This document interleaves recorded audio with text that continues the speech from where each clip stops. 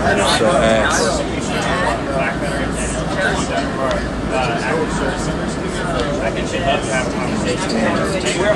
Alright, y'all. Welcome back, welcome back.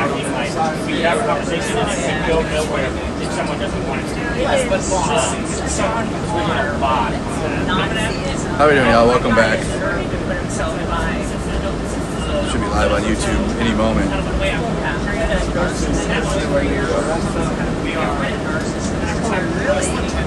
Is this the same stream? Yeah. Oh, what the hell?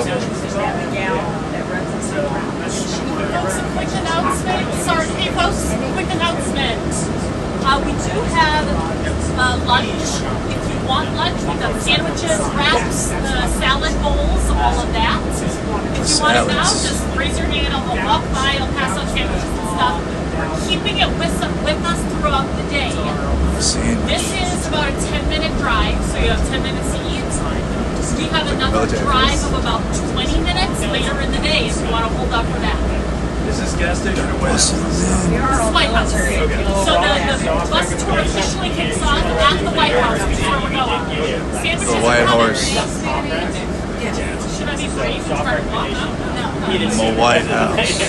Alright, so we're doing the White House first. Figure we'll just have a stream too. I forget I'm a streamer, I should do stream stuff. I'm gonna be doing reels though off my other phone. I did bring my better camera, but I don't know if I'll need it. I don't know if I'll need it. Check and go. This will be more relaxed than the press conference. That was all official and shit. So we're just gonna be chilling on the bus with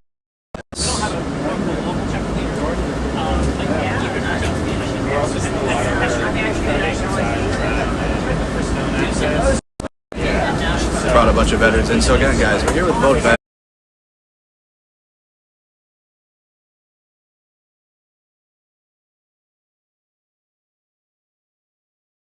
who flew us out to help hold Congress accountable. You know, talk to Congress, have some congressional meetings, but to demand an end to the war in Iran.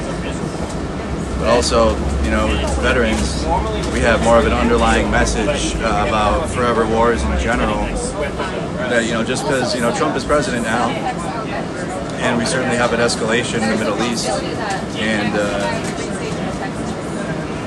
what we're seeing, but it's you know, it's an underlying issue. It's like kind of like a foundational problem with our country, and forever wars in the Middle East. So, you know, we need to get the message through that, you know, even if Trump loses or he loses power here, you know, we can't go back to a status quo of like, hey, we'll do it, but we just have to have congressional approval, and then we'll do Middle Eastern wars. It's like, I don't know. It's got to stop completely. It's got to completely cease. Yeah, fun for a DC thing. I don't know. Yeah, like I used to dream about. Not dream, but like think about coming to DC and seeing all the monuments and stuff and all the cool stuff, and it's like whatever. But I've been coming here for 6 years now for various like either congressional visits or chaos. So it's kind of lost its like it's lost its shine for me. It's a very busy place. Everybody's talking about politics all the time, like, and nothing else. Maybe you hear about like the local sports when you go to the bar, but beyond that, you're like it's political world here. I'm breaking up. Are we good now? Yeah, it's gonna buffer on the bus, yo. We're good though. Plus. We're back. What'd you guys hear last?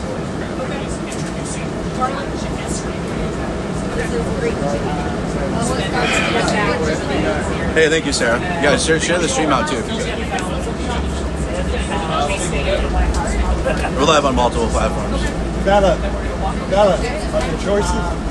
Yes, there's Greek chicken or garlic chicken. They got sandwiches. Garlic chicken. Well, there's also crispy falafel. Did you say crispy falafel? Can I get that? A crispy falafel. coming down. Do you have any more falafel? Yeah, I got you. Falafel. Crispy falafel coming down. You want falafel too? Yeah, we need two back here. Do we have enough? Do we have another falafel? And I'll take a wrap. Yeah, it's like it's all everyone talks about. Garlic. Let me look for another falafel. They're handing sandwiches out. Harrison like we're on a force. It's okay. What's the gas? Who's in the thumbnail? Jolly Good Ginger, you got Gunny Speaks Out, and USMC Angry Veteran Matt back there. You want to say hi? Got Matt back there. Chicken wrap would be great. We'll have better thumbnails for you guys this time. I'll take a chicken wrap or something like that. Chicken wrap. Chicken wrap. Chicken wrap. Oh, okay, I got. I need one though. If there's no more falafel, I'll take a chicken wrap. Yeah. Chicken wraps, pass them down. Here, look at that. It's like a, there you go, sandwich line. Sandwich line on the VoteVet bus. Shout out to VoteVets for all they've done to put this this event together too, by the way. Make sure you guys go and support VoteVets. Everybody good in the back? I have it on another. Yeah, they're on Instagram, but you guys should follow, or they're on, just follow them here. Shout out to VoteVets for putting this together. Giving veterans a voice since 06. And also follow Mercado Media on Instagram. You guys are probably missing out on tons of content. I can't do everything on YouTube and Twitch. We're gonna be at 50. There we go. We're gonna be at 50,000 soon. So you come and check us out. Come on, autofocus. Heckin' autofocus. I hate the streaming on the cell phone's weird now to me. There you go. Follow Mercado Media on the gram too. You guys are missing out on reels and stuff. You guys are missing out. Try to find a way back home. Ice is at MSB. Why? Like they're running out of the water? Yeah. I don't listen. I already dealt with ICE in face to face. They don't can't. There's nothing they can say to me. Colorado's wrapped up too. Yeah, they got the snack spot. So we're on like a 10-minute bus ride. We're going to the White House, and then we're going to other locations of Trump BS. I think. We'll see. From the comments you guys are all watching from, is the stream all lagging? Is it lagging? Let me share this out here. Say hi to some of y'all.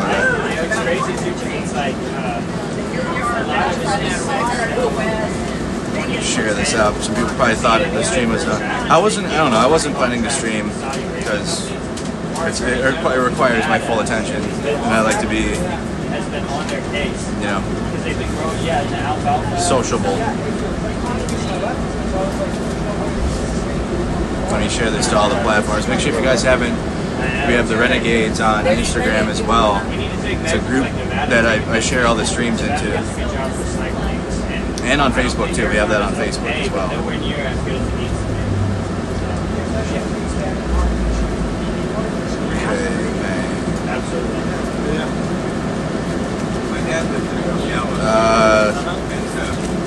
This is thumbnail. No, I sent the thumbnail.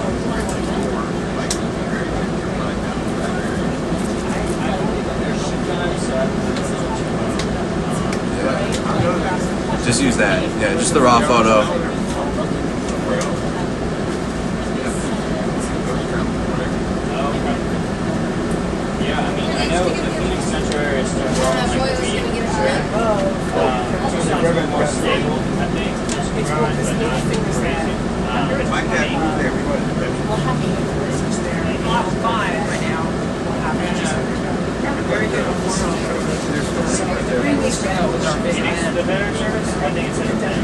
I don't understand people that are like, we have to bomb Iran because it's preventative. Like, literally, this chick is like, why would you risk attacks on home soil that would involve casualties of civilians? So we have to bomb Iran. Yeah, do people still believe that shit? I'm reading it right now. Like, from people responding to my why I'm here. They're like, oh, you you must support Iran, and like, I'm like, bro, what the fuck? I don't know how, like, it's like a psychosis. It's gotta be. We have real tangible problems with like consistent wars in the Middle East, whether it's rising prices of everything, death. Obviously, we're bombing school children, you know, hospitals. It's bad. It's bad all around. Agricultural supply will shrink, grocery prices will go up, and once they go up, they never go back. Never down. go back down. And then some people will say, well, it's worth it because potentially someday Iran's like 30 seconds from a nuke, and they'll nuke everybody. They literally have a fatwa out against producing a nuke, so shut up. Yeah, I know. It's like, it's the same shit every time. Plus, even if they did achieve a nuke, like, I would end the war real quick. How many nukes is in Israel? A lot. They have like 150 small nukes. Oh boy.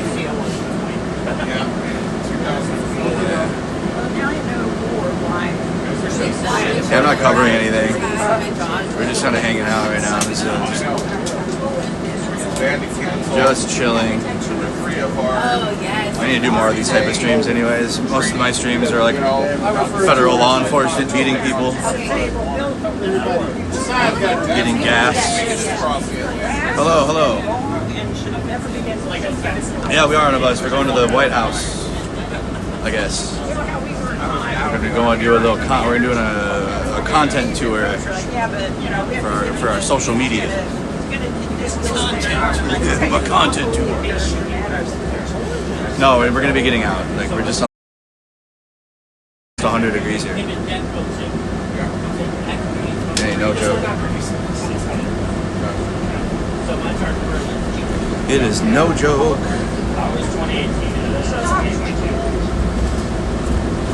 But spread the word out, y'all. Share the stream out.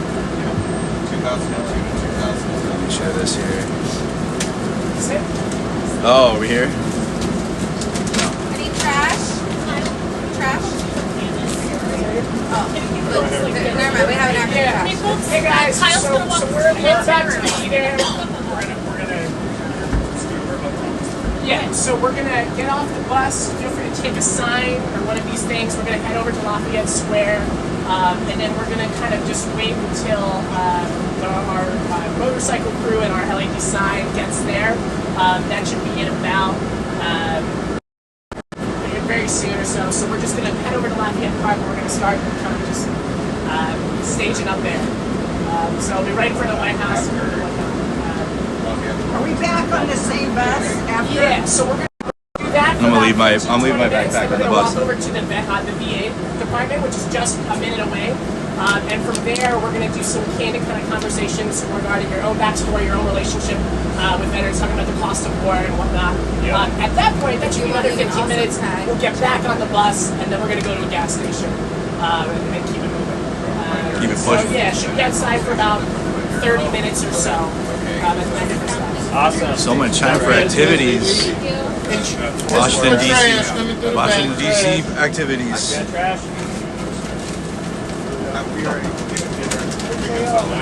You guys will see all of it in person. We're about to be at Lafayette Square in a second. Last I heard, it was fenced off because of a private corporation's in charge of it now. Keep telling you guys, privatizing everything is not good.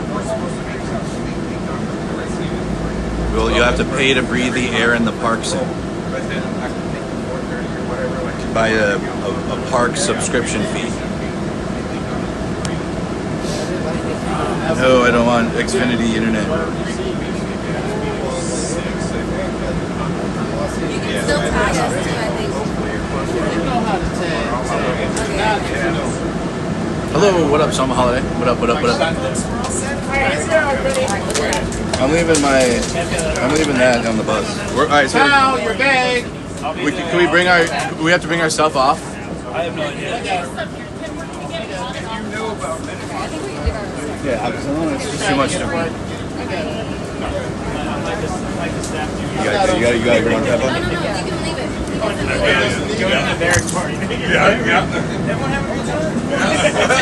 Okay. We can leave our bags. You can leave anything you want on the bus.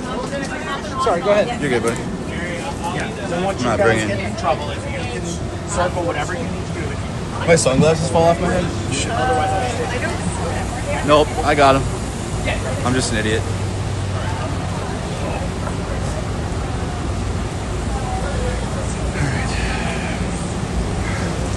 Matt, Yeah, Cheesecake Factory. What's up? how you doing, Matt? Oh, living the nightmare. Living the nightmare. Yeah, dude. I'm out here. I got to do streamer stuff, so I got to be doing streaming. Love it. content, so- Love it. Oh yeah. What's the motivating factor why you came out here, buddy? I do not want to see our young people get dragged into another forever war.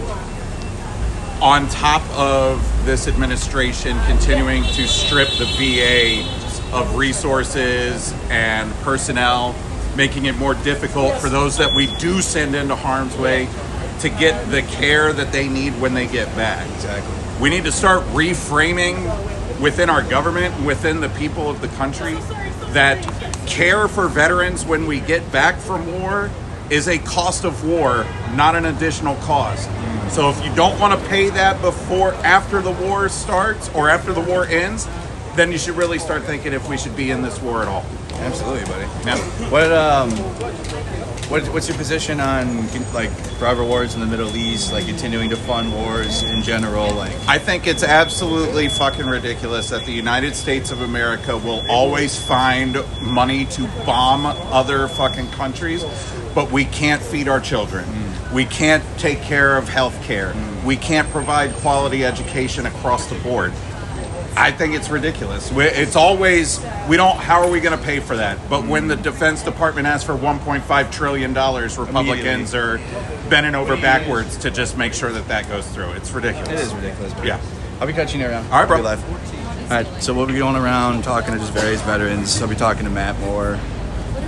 We have a safety meeting with Matt too. But he's great, USMC Angry Veteran on Instagram. Let's get all ready. I wanted to catch him before he had a second. Oh, I gotta go over here. We're lined up. This is the Cheesecake Factory. We are at the Cheesecake Factory here, y'all. Oh, we're walking. We're going to Lafayette Square. Isn't it? Lafayette Square's that way. Lafayette Square's that way. Kyle, Who's leading? Lafayette Square is behind us. We're following you. Kyle, where do you want to go? Can't spell.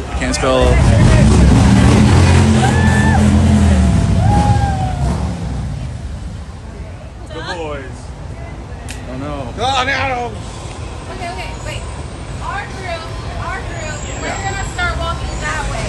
Hey, whoever wants to start walking to Lafayette Square. Yeah, Lafayette this way. Is it even open? I don't know, I have no but we're idea. going to Lafayette Square. We're gonna find out if it's open. I put my press ID on this thing. I got the VoteVets thing on, but I got a press ID.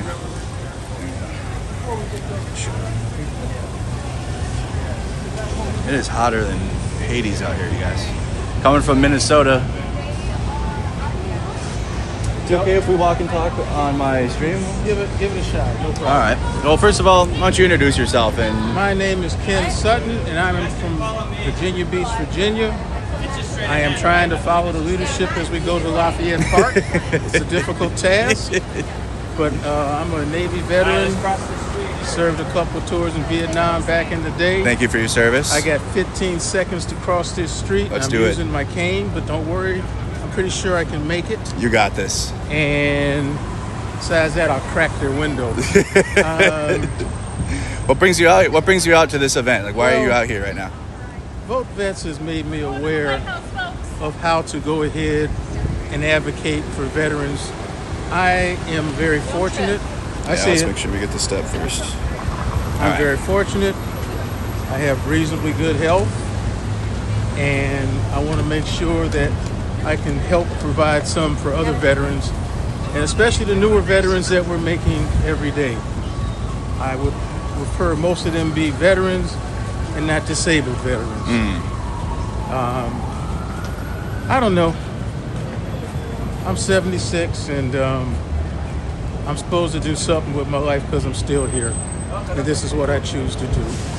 What do you say to people maybe watching at home, you know, that they might feel like they want to do something, but, you know, they just need a push or something? Like what drives you to continue, like just getting up every day and coming out? Some people at home might not have that same motivation. I'm going to give you the motivation. If you don't get up, you die. And make sure you vote. Make sure you tell young people to vote. Make sure you tell stupid people to say that their vote doesn't count. Okay? And join an organization. Go to a rally. There's plenty of No Kings rallies. There's all types of stuff you can do. But do something. Just do something. Okay? What's your message on Trump's war in Iran? Stupid. Stupid. I've been through one war that was kind of unnecessary, but what we're going through right now is totally unnecessary. I don't like it when there's no plan, no nothing. And there's no plan, no nothing right now.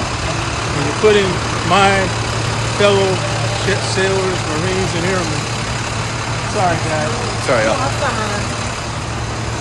Putting my fellow veterans, you're putting them in harm's way for no reason.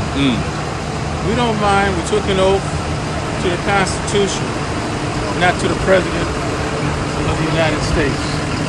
To the Constitution. That's all. I appreciate hearing that, especially, you know, like, because we look for mentors out here, because, you know, I just recently got started covering what's happening on the ground with current events, and a lot of the elder activists and people that have been using their voice, you know, they're just getting older, you know, so it's really inspiring, man. Like, I hate, like any good service person, I hate taking the same ground twice. Yep. We've already had these discussions, fights. We've won them in the past. We should not be fighting them again. I agree, sir. Well, I'll be seeing you around here. We'll be doing some content stuff. No problem. Yeah, absolutely. You guys hear it. So I'm talking to various veterans that are with our group. This is Lafayette Square. It is closed off. Well, at least I got to come in here. They got their area beautifying it. They're in there digging shit up. Looks like they're building a water fountain in there. Fuck. Building a water fountain in there or something.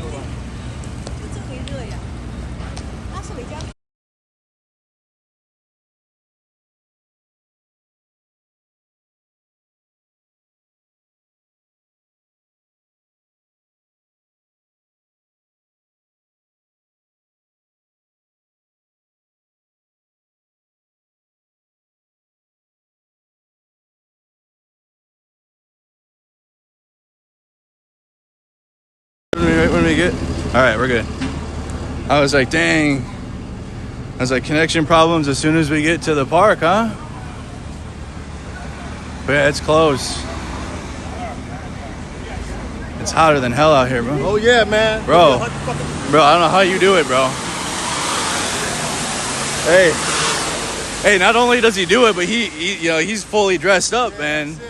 Man, bro. China knew about Trump and kids. Hell. They had him set up. Man, it's hot, man.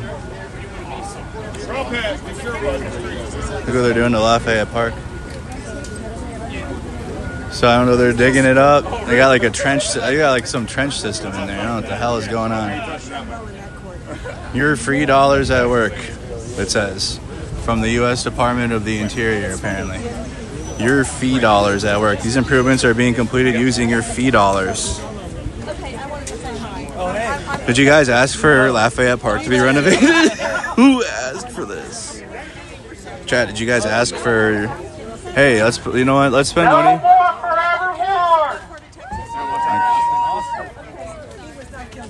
Wicked.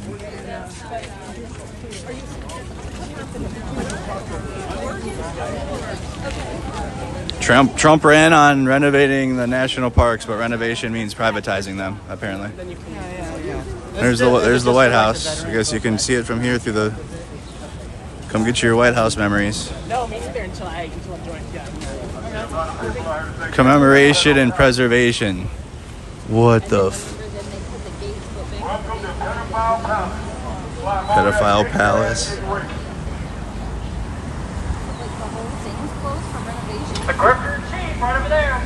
Donald Trump is a treasonous piece of shit. I'm gonna have to do a reel here.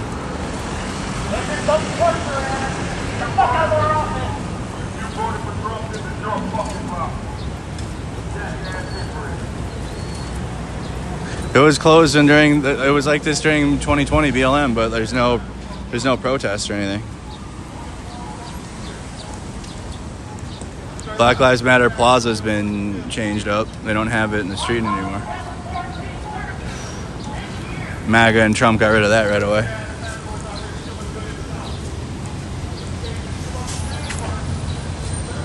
You can see a sign here. It says "Guard out of DC."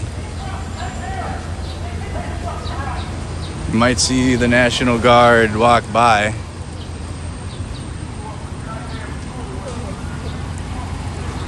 We are making DC safe and beautiful.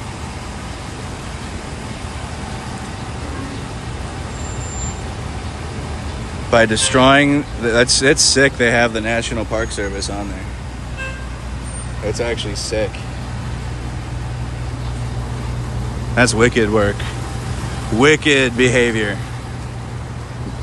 Why you like destroying the National Park Service at the same time? A lot of buffering. I'm sorry. It's a busy city. It'd be better than me trying to work it out on my live view. You guys are on the cell phone. It's supposed to be a public park. This is a national park. The park in front of the White House. It's a national park. It's part of it's supposed to be protected. It's not just like, Washington D.C. Park. It's the national one. So they're in here digging it the fuck up. Or, I don't know. Painting it blue. All right, I gotta do a reel. You guys are gonna have to go with me on this. Okay, just deal with it. Deal with it.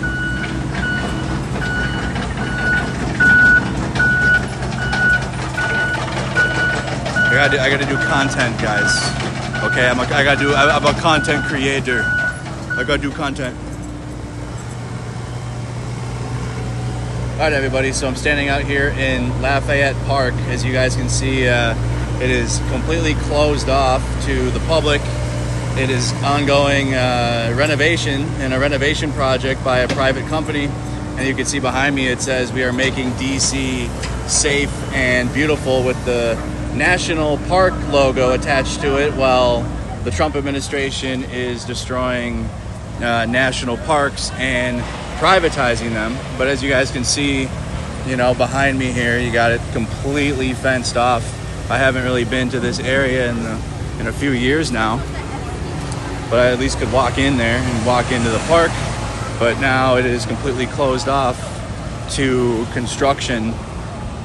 And no bid too, by the way. It was a no bid private company that came in here to renovate and develop. Post it up over there. Sounds good. Renovate and develop. And then the final thing you guys need to see is right here. Your fee dollars at work. Because you guys definitely voted to renovate national parks with private corporations. You guys definitely voted for that. Tune in for more. All right, had to make a reel. Where do they want me? Where are we going? It's hot. I know. They'll be here. This is a behind the scenes MC Seeing the Angry sausage Vet. get made over here. All right, Look let's at, see. you guys are seeing the secret sauce.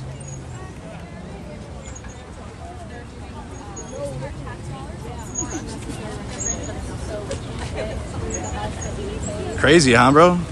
Hey, and it says like your tax dollars at work. Did we vote for this? No. Yeah, exactly. Who voted to change the parks up? President is a fucking pedophile. I don't know. The vice president fucks couches. Just donated.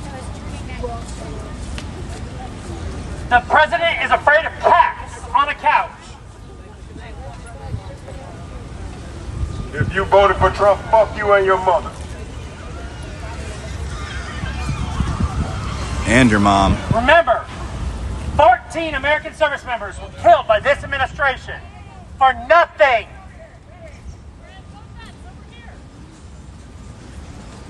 America is ashamed of you, you piece of shit.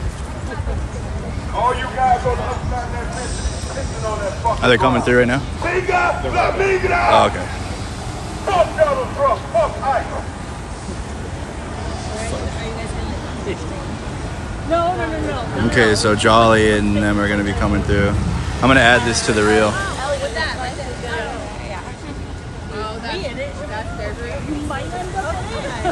Check into the stream though, you guys. Check in. You guys, I think we're going to all the bullshit of this administration, which obviously this is one of it. So I think, okay, hold on, turn it around.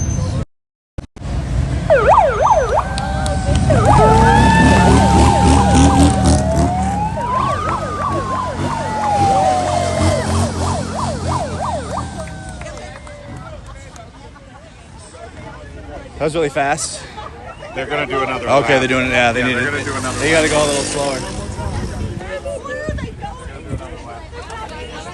Hey, have them go slower. Because that wasn't also the angle. Yeah, have them go slower as they come through. Too. Yeah, also. Yeah. Do you have any notes for the folks who are standing? Yeah, just have them drive by slower and we're good. Everything else is good. Folks who are standing. Yeah, everyone's good. Yeah, everything's good. Guys, we're gonna do that one more time. Hitting back. Get ready This for the is lights all to from come tiny dick syndrome. You can't fit the thimble, so you want to piss yourself up. There's the pedophile house. Can't be a patriot and support this administration. Kind of ironic, you gotta see it from behind a fence. If you support Donald Trump, you're anti-American. Goddamn right. It ain't no way around it. You don't give a fuck about your country. Oh yeah, seriously. Rather than take care of our veterans, he'd rather sell us out. Let me see if I can get a pic. I used to be right up against the fence, and I used to, sit there and talking to the wall, and purposely be a nuisance. I used to have so many parents, you should, yeah, you're cussing. Last time I looked, I fought for this, and, well, Yeah, I'm getting photos, you guys. You guys are just, you guys are hanging out on the stream. I'm getting better quality content than the stream, I promise. I'm taking pictures and stuff.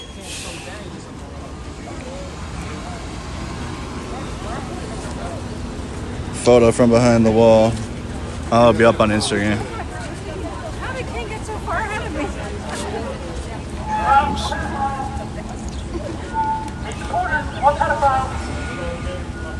Andrew, let's get you on this You want me on the other side?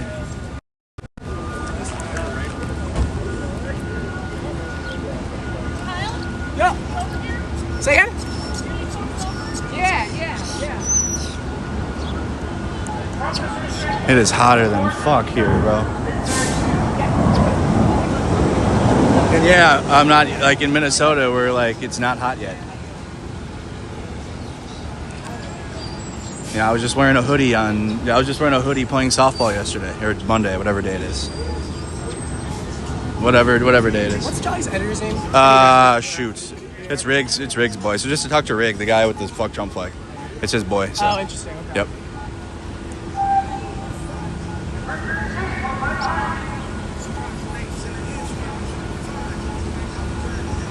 What did Facebook end?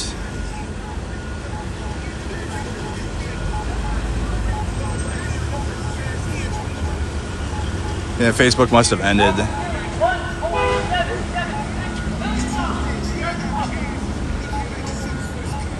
It wasn't live? What the fuck? That's weird.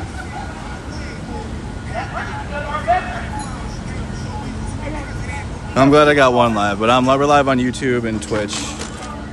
Yeah. Appreciate it. You guys, just share the word out. I'm not live. I mean, I'm live on Twitch. What up, Twitch? Yeah, Jolly's over there. The Jolly got Matt here. Matt's walking over right now. Now you should stay. Wait, no, guys, everybody else go on that side. Oh, well, if you want to go, then go. But you should stay on that side. Excuse me. Wait, can you guys stay on that side? They can't. She's not doing that either. They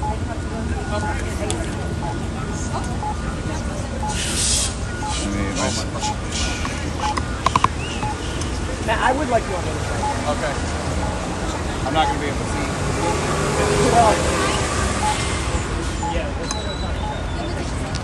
Is this the van coming up right here? That's one of them. Okay.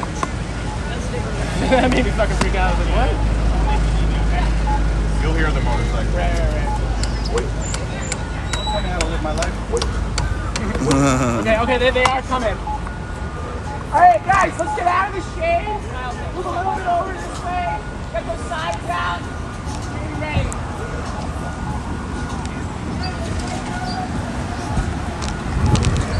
Oh, fuck. This tripod over here. Move over, come on.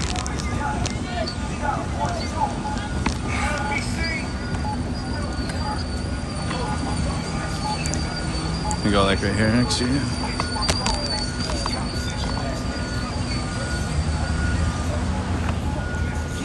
So we're waiting for Jolly and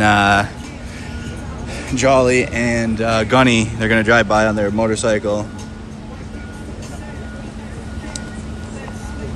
That's what it takes to get, high quality video out. Of course. Everyone probably thought I was falling off. I ain't falling off, no, nothing. Congressman, I would like to advise you to do your fucking job. I ain't falling off, nothing, chat. You probably got brown shoes on. Let me check. It's just Operation Metro Surge was a motherfucker. That sucked. That sucked genuinely.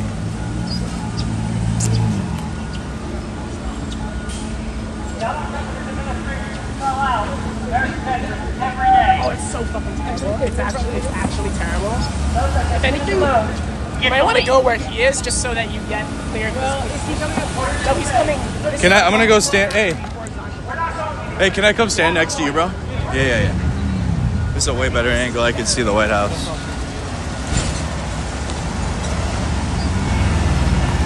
Okay, fuck. Slower, no.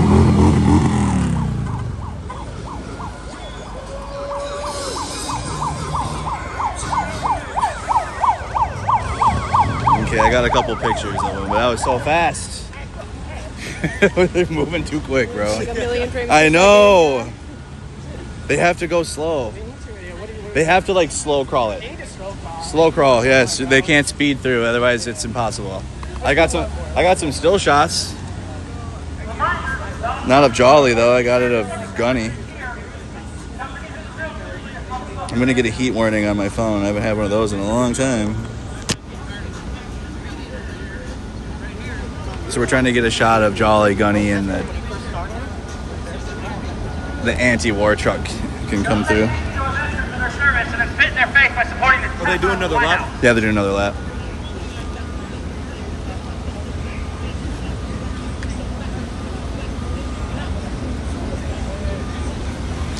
Check in, you guys. Let me know what you're tuning in. Thank Iconoclast, guys. Support independent media, too. Thank you to VoteVets for flying us out. I didn't have to pay for flight or lodging. But, support independent media out here. I'm still out here with my equipment on the ground.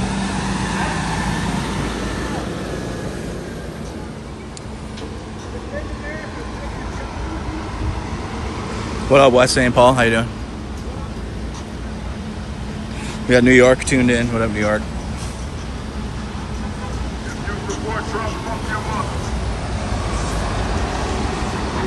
Okay, let me get this. And then we're gonna need a clip of this. Probably, yeah, I could probably do a vertical clip.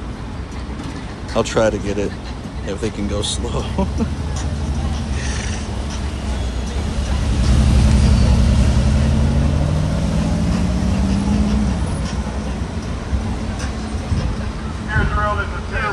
Unless you got to record at 120 and then get slow-mo. Yeah, that's what I did the second time. Nice. Yeah, first time I did. Can you edit that nicer so that way then you can speed up? Yeah, you could do both.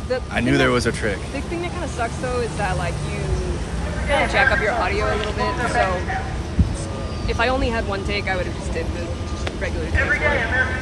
I'm glad you have that. I have my FX 3 in my bag, but I don't feel like bringing it up. This way.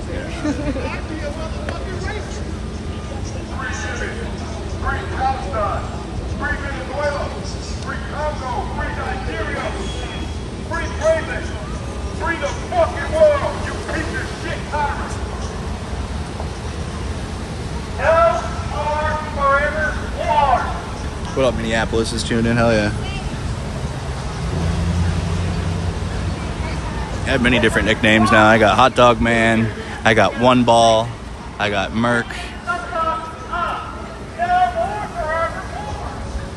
I'm just gonna start stacking nicknames.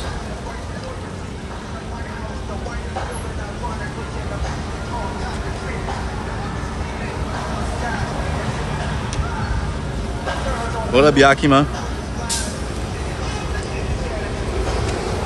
So we're waiting for Chad. Obviously, you can see the White House in the background, but we're waiting for Jolly and Gunny, and then our anti. Oh, he's not coming back? Whatever, bro. It's fine. Okay. I got a couple still pictures. Right. Well, I mean, I got mobile. Okay. Whatever. Like. I got it in slow, so it'll. Right. If you want to slow it down or whatever, like yeah. All right. Cool. All right. No, we did our job. I'm out here regardless. This administration has killed 14 American citizens. Yeah, I know it looks like shit with all the construction. Nobody likes constant construction. Not a soul. Not a soul. It's like, and then I feel like these projects are just funneling his bullshit money. I feel like it's like he's like all of his crypto shit and like all of his money that he's making is like he's laundering it through these projects. This is what like Russia does. Rid of women. This is what like oligarchs do. They put their money in road work and shit, and just have never-ending construction projects because it's like a money funnel. And then it can be hidden better. It can be hidden easier. What up, Nisto? Oh, Nisto, you hear the drill here. I'm in Nisto neighborhood. We were just playing Forza, now here I am at Nisto neighborhood. Yeah, it's gone. There will be an outcry. How on earth did no war and no tyranny slip into a little further, Daddy? It's a cult. I don't know. You can go and you can actually pay for this. You can go get hypnotized and go and have a hypnotist have you on stage, having you say things and do things. And you can pay for that and be a part of that. Or like go to like a party and do that. Kill Mexicans, kill blacks, and kill natives, because a real American can only be Caucasian. Welcome to that White House. Rise of the motherfucking Confederacy. They suck the blood of the poor and don't wipe their mouth. The last gas of a world that is dying out. You're absolute. Go ahead and argue with me so we can all know who you are.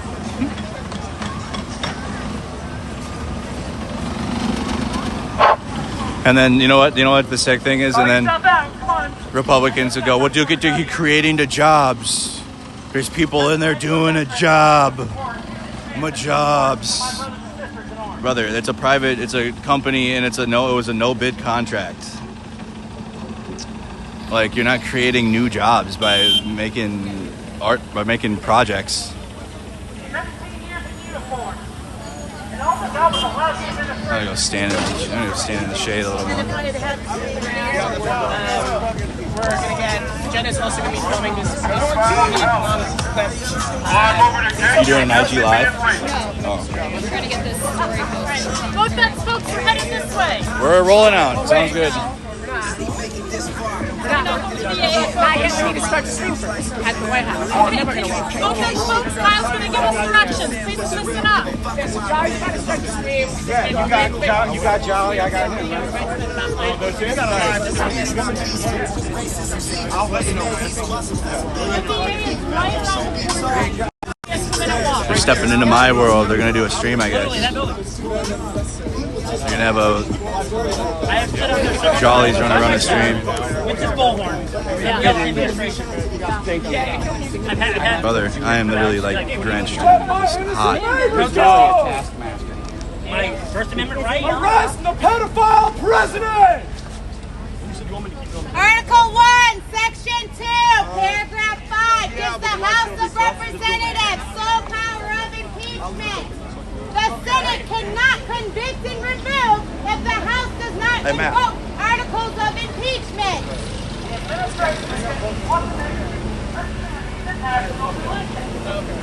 We swore an oath to our Constitution, not a pedophile. I raised my right hand. Sworn up to. It's illegal.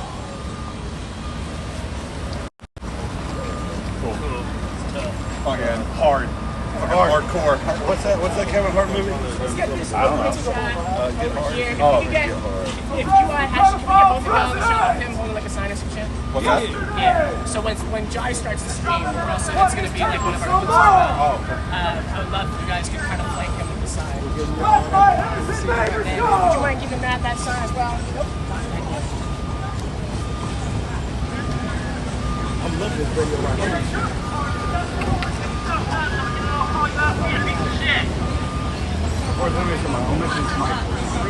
So they're getting their stream going here. Getting their live stream set up. Article 1, Section 2, Paragraph 5. You guys support children rapists. They rape boys too. I think we'll be going to the reflecting pool. I'm not sure. We're definitely going to the VA though. It's basically the same I'm thing. over We're the just going to gate. use You're it as definitely being and then I just started. Arrest the pedophile president! Yesterday! I'd like to come over here, right in front of the White House. And then That's it, baby. Mike, check me. Donald Trump is a rapist, and if you support him, you support child rape. You ought to be ashamed to bring them damn kids down here. Listen, here's the deal. Right now, we got fucking things right in D.C. Coming to support a fucking rapist.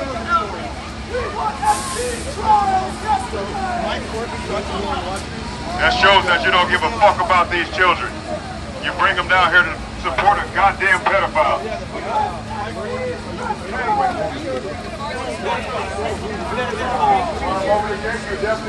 We all fought for our Constitution, not for some psychotic Bring your mind from this bullshit. Damn grown-ups brought you out here to support a fucking pedophile. These grown-ups don't give a fuck about your best interest, children. Alright, are we good to go?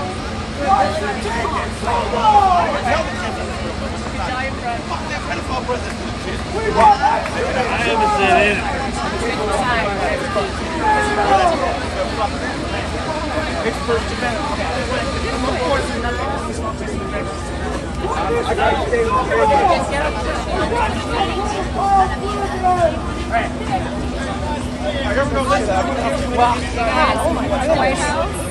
And support the United States of America and Donald Trump. You have to pick. If you don't know what's happening, you need to develop construction of private military sanctuary that's shielded by a Welcome to the White House. The White House. This construction has everything to do with the fucking illegal ballroom and the illegal underground. well, you know, it's completely hypocritical putting military infrastructure under civilian targets. I would also like to mention that this expansion, as of January, used to be able to go right up to the White House. But now they're creating their own little isolated, but it's something like a military institution under the cover of this Versailles 2.0 Marine and alcoholic. that apparently we need in order to secure the president, so he's not like shot at the State of the Union. So it's absolutely absurd on every level, every war, every military action we take, including building this military bunker in the White House as a war against working Americans. And on top of that, we're talking about billions of dollars that are being spent on this ballroom. The Republicans, what was originally going to be, donations from rich, benefactors of Donald Trump, is now Republicans trying to allocate $1 billion freaking dollars to build a stupid fucking ballroom, right? We can't afford to feed children. We can't afford to ensure their education. We can't afford housing for the unhoused. We can't afford any of that. We can't afford health care. But we can always find money when Donald Trump wants $1 billion for a 20,000 square foot ballroom. Let's show the light show. Let's show the light show. Bring it up here. Show the light show. Show the light show. Everywhere you're stating that just for social justice. Let's keep it real simple. Let me show the light show. Look at this. So they can still hear me. When we talk about construction, this is what he's literally tearing up Lafayette Park just to run lines and pipes and cables. Because just for some perspective, that way is the east wing that he tore down. You're not gonna be able to see it from here, but that way is the east wing. All of this construction leading up to the east wing where this underground bunker is being built. And so, like Greg pointed out, this pit is usually not here. We usually walk right up to the White House. But this is what the President of the United States is creating. He's creating an environment where he's sheltering himself from the people. And someone who's as popular as he claims to be with the people shouldn't need that much shelter, I would think. Yeah. Right? And like Greg pointed out, you're putting civilian infrastructure over top of military infrastructure. Why is that important? Because it's legal to target military targets by other countries. But if you have civilian infrastructure on top of it, yeah, laws for thee, but not for me. That's like the entire mantra of this administration. Also, I'm not saying they also find $1.6 billion to create a slush fund for people who stormed the Capitol over there. But of course, apparently, this property is so private it needs a fence and armed security. The contradictions are insane. I'm thinking we walk the streets, we talk to some of the people around D.C., ask them what they think about the ballroom, what they think about what Trump is doing, what they think about the war. And just for clarity's sake, we're out here in conjunction collaboration with VoteVets, and a big part of this messaging is to end this war. No more wars, period. Not to combat veterans. The clear messaging here is, as combat veterans, we no longer support war. We've seen the other side of that. We've seen what it looks like to be sent to riches. We know what that looks like. So, Matt, when you got sent to Iraq, you thought you were fighting for one thing. What was the reality? The reality was I was fighting for the military-industrial complex. We were fighting for the oil executives. We weren't fighting for freedom. We were told that if you go over there, you'll protect the homeland, you'll protect the United States. Really what we were protecting was a bunch of billionaire pocketbooks. Yeah, and the wars, as they stand now, are not meant to be won. These stated strategic goals of the war against Iran is impossible. However, we can keep this going long enough, we can extract as much money out of the tax base, bulldoze over civil liberty laws, which we've been doing since the global war on terror started, and put an AI data center plugged into the military-industrial complex in your backyard. Well, Greg, see, here's the talking point, all right? The talking point from the conservatives is only tell us what you did. I did 4 combat deployments in the 75th Ranger Regiment to Afghanistan. And yeah, they'll always do something to discredit any dissenting voices. Stolen valor. I had to publish my DD-214 to prove I was about it, and I was legit. Then they say, oh, we're praying for him. Bless his heart, he's got like mental illness or something like that. Anything to discredit veterans' voice, because on one hand, they're stuck with this contradiction. Listen to vets. We care about veterans. We protect our veterans. No, only if they toe the line like good little toy soldiers and just accept it. totally getting screwed over by the administration. So 4 combat deployments, 75th Ranger Regiment. That's not some, crazy person. Great. What'd you do? What your name was? I was in 0352. I was in the Marine Corps Infantry. 2 combat deployments, 1 to Afghanistan, 1 to Iraq. So infantry, that's means you do paperwork. Yeah, sure. If by paperwork you mean I was ripping open MRE boxes in the mountains of Afghanistan, then sure. Yeah. And that's my point. So all this idea that only, code is what we call it. Most people don't know that terminology. Only people pushing paper in the air conditioning talk would have this point of view. All of us have been out in combat. All of us have MOSs that require us to be in combat, and all of us share this point of view. Yep. So anyway, let's talk to some people in DC and see what they have to say. Yep. So just follow me along. Let's go this way. How's the comment section? They can hear us just fine? Did you guys hear that well? Okay, Let me know. Let me know if you guys could hear that well. This phone is literally like... That's so crazy that all those kids... But their shirt was... 5x5, perfect. You guys hear everything good? Alright, there it is. Let's see how it goes. It was quiet. I mean, yeah, just a loud ass person behind me. I mean, it is what it is. I mean, you're gonna have a lot of people yelling at the White House right now. Like, you're gonna have it's gonna be constant yelling at the White House. Kids, and I'm like, wait a minute, it's hard for me to even say that when they're wearing MAGA. I know. But I mean, I still don't want to fight for them. I mean, they're just crazy to bring that group of kids and to take. That's like, bro, that reminds me of like Russia. If you plan a school trip right now to come take your school kids to take a picture in front of the White House right now is diabolical. Absolutely. Diabolical behavior. I don't know. Ain't no reason to come here and spend your school money that your parents put into your school. Here comes some National Guard soldiers. Here comes some National Guard troops coming right here. Oh shit, Natty Guard. You got the National Guard still out here patrolling. They're just walking, but they patrol now. That's all they do. They just fucking walk. Draw fire. That's all. That's all they did when they first deployed out here.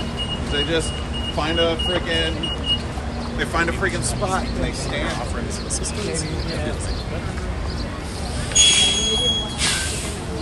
Sad, man.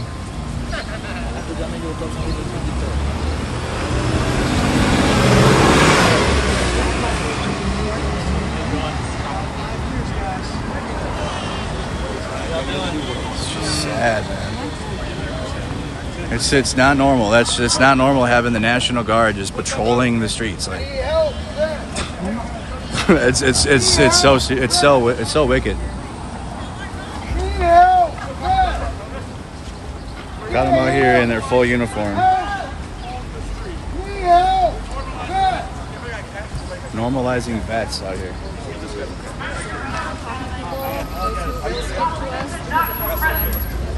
Whatever you give them, I'll cash it. I got you, brother. I also think brother, we got that you. So, the point is, we're normalizing. Wild seeing the National Guard just patrolling, you know? Let's remember that there was a big to-do that was made about using the National Guard. Yeah, equipment is holding. I'm running the cell phone because I looked at the weather ahead of time and knew it was like... Let me show you what's around the corner. I knew that it wasn't going to be worth it to bring out the entire city. Like, so shout out to her. She's got her whole, like... But that's miserable to bring out that whole equipment.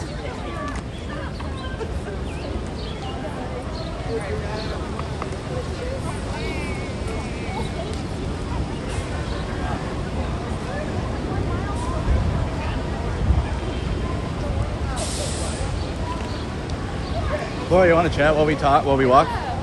Yeah. Here, let's talk with Laura here. All right, Laura is a military spouse. Yes. Hi, guys. Why don't you tell everyone why you're out here? So I am out here because my husband, when he signed up to defend democracy, signed up to defend American democracy and our Constitution, and he also signed away his public right to political protest in a sense. So I'm out here defending him because he can't defend himself. And we're here arguing against the war in Iran. We're talking about how corrupt it is, how Hegseth is the worst SecDef in history, Seriously. and how he is endangering our service members as a get-rich-quick scheme. So we're out here protesting that with everybody, interviewing some people, talking to some people. We did a press conference earlier, and yeah, we're going to be posting all this later too. I was just talking to my followers about how surprising it is that people, well, I don't know if surprising is the right word, how disappointing it is that we're out here talking to people, and a lot of people who we're trying to speak to are annoyed. Yeah. Annoyed that we're out here defending our First Amendment rights, the rights of our service members who risk their lives for democracy. And so, yeah, let's annoy people. Yeah, well, that's the basic premise, one of the three foundations of social change: agitation, education, and organization. So let them be agitated. Hell yeah. Good. Exactly. Yeah, that's why we're out here. How are you trying to, what's your outreach looking like for other military spouses? Do you connect with others? What are they saying? Yeah, so there's a huge community of military spouses who have reached out to me, who really appreciate my content. In creating content online, I'm trying to create a space for progressive and leftist military spouses to feel like they have a community, because the military is stereotypically very red, even MAGA, but there's so many of us out there who don't support this administration, who actually support our service members, who support democracy. And so creating that community online is so important, and making everybody feel like they have a space to come and to speak up against this administration. A lot of military families and military spouses don't know their rights. We do not sign our First Amendment rights away when we marry into the military. We have rights that protect us, and so anybody who's a military family, military spouse, tell you to know your rights. Don't forget to speak up for your spouses, because they signed up to defend democracy and the U.S. Constitution, and I made a vow to defend my husband. So that's why I'm here. What are you hearing from the spouse community? Like, what are you hearing from them about the war right now, and like support for your husband or wives in the community? Yeah, a lot of spouses hate it. A lot of spouses are extremely against this war. It's affecting our lives detrimentally, especially for those who have people in their family who are deployed. So everybody that I've spoken to hates this war and wants it to end, and they know that it's useless. There's no point in this war, and it's wasting American taxpayer dollars, it's increasing our gas prices, and it's killing American service members. So yeah, the military community hates it, and they're just, a lot of them are afraid to speak up, and that's understandable. But to anybody out there, I say know your rights, know that we have our First Amendment rights, and we're gonna fucking use them. If there's any military spouses watching right now, how can they plug into what you have going on? Yeah, so you can find me on TikTok, Instagram, Substack, and Threads at _LauraOdea.ma, ODEA.ma. And yeah, I post advocacy a lot. My background is in forensic psychology, so I post a lot about legal reform as well, but policy analysis and policy advocacy in general. And yeah, come join the community. There's so many of us out there, and yeah, it's a beautiful community. Come join us. Come of course. Yeah. Thank you so much for your time, Laura. Thank you. Make sure you guys go follow her on Instagram as well. Plug in. I'll chat with you. You want to chat? Yeah, I'll go to you. Let's record. And I'll record you as well. Yeah. Do like a double whammy. Yeah.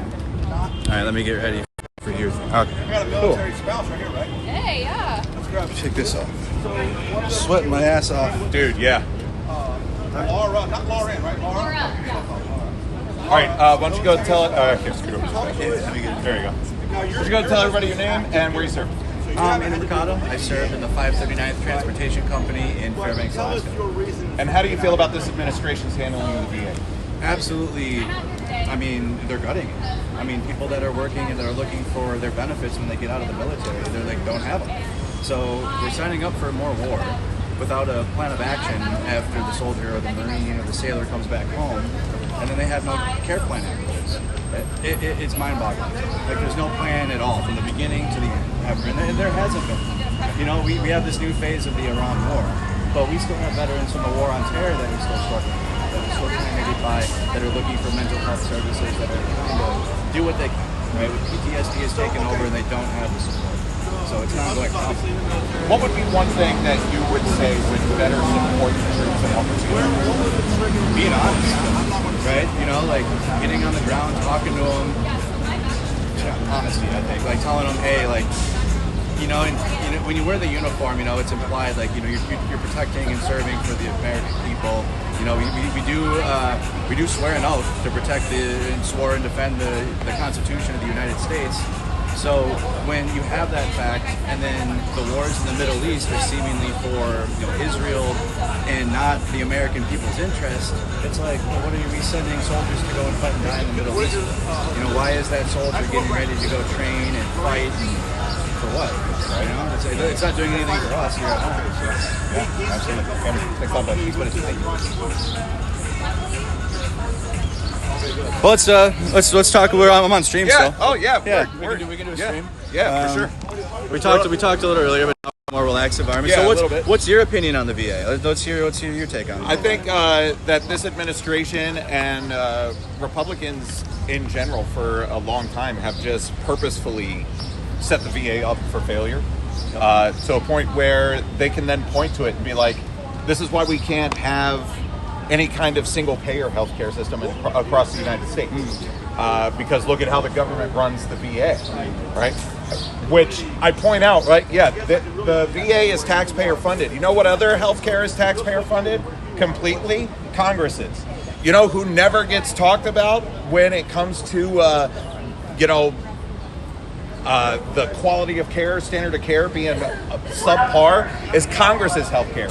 Why? Because they fund it. They fund it. We could do the same thing here. If we got $1.5 trillion for a defense budget, we can throw, you know, a couple $100 billion at the VA. We could throw a couple $100 billion into a single payer healthcare system. And then you just take care of fucking everybody. It's like, it's almost as if they want us to suffer through like these hoops and like extra just bloat and slop. I call it slop now. Yeah. It's really weird. I mean, like the whole thing with the VA is they want to set it up for failure in such a way that they can then privatize it because there are billions of dollars of profit that are on the backs of disabled veterans that aren't going to anybody, and healthcare executives and doctor or like whatever they want that money, right? Sure. So yeah, it's in my bag. We'll talk more with Matt. Yeah, let's walk and talk. Yeah. That's fine. Let me just get set up real quick. It's a very fluid situation, yeah. Senator Ruben Gallego messaged me. Dang. Oh, no, good job, Nikki. We're moving. Let's go. Are we meeting with Chris Delusio? Yeah. Okay, cool. Yeah, he's messaging me and shit. So. Let me make sure. There's like a lot happening. There's a lot of moving parts right now, you guys. Hotter than shit here. It is a warm one. It is. It's toasty. It does feel decent in the shade, though. I will say that. It does feel nice in the shade. Yeah. Some wind. It's nice in the shade. Man.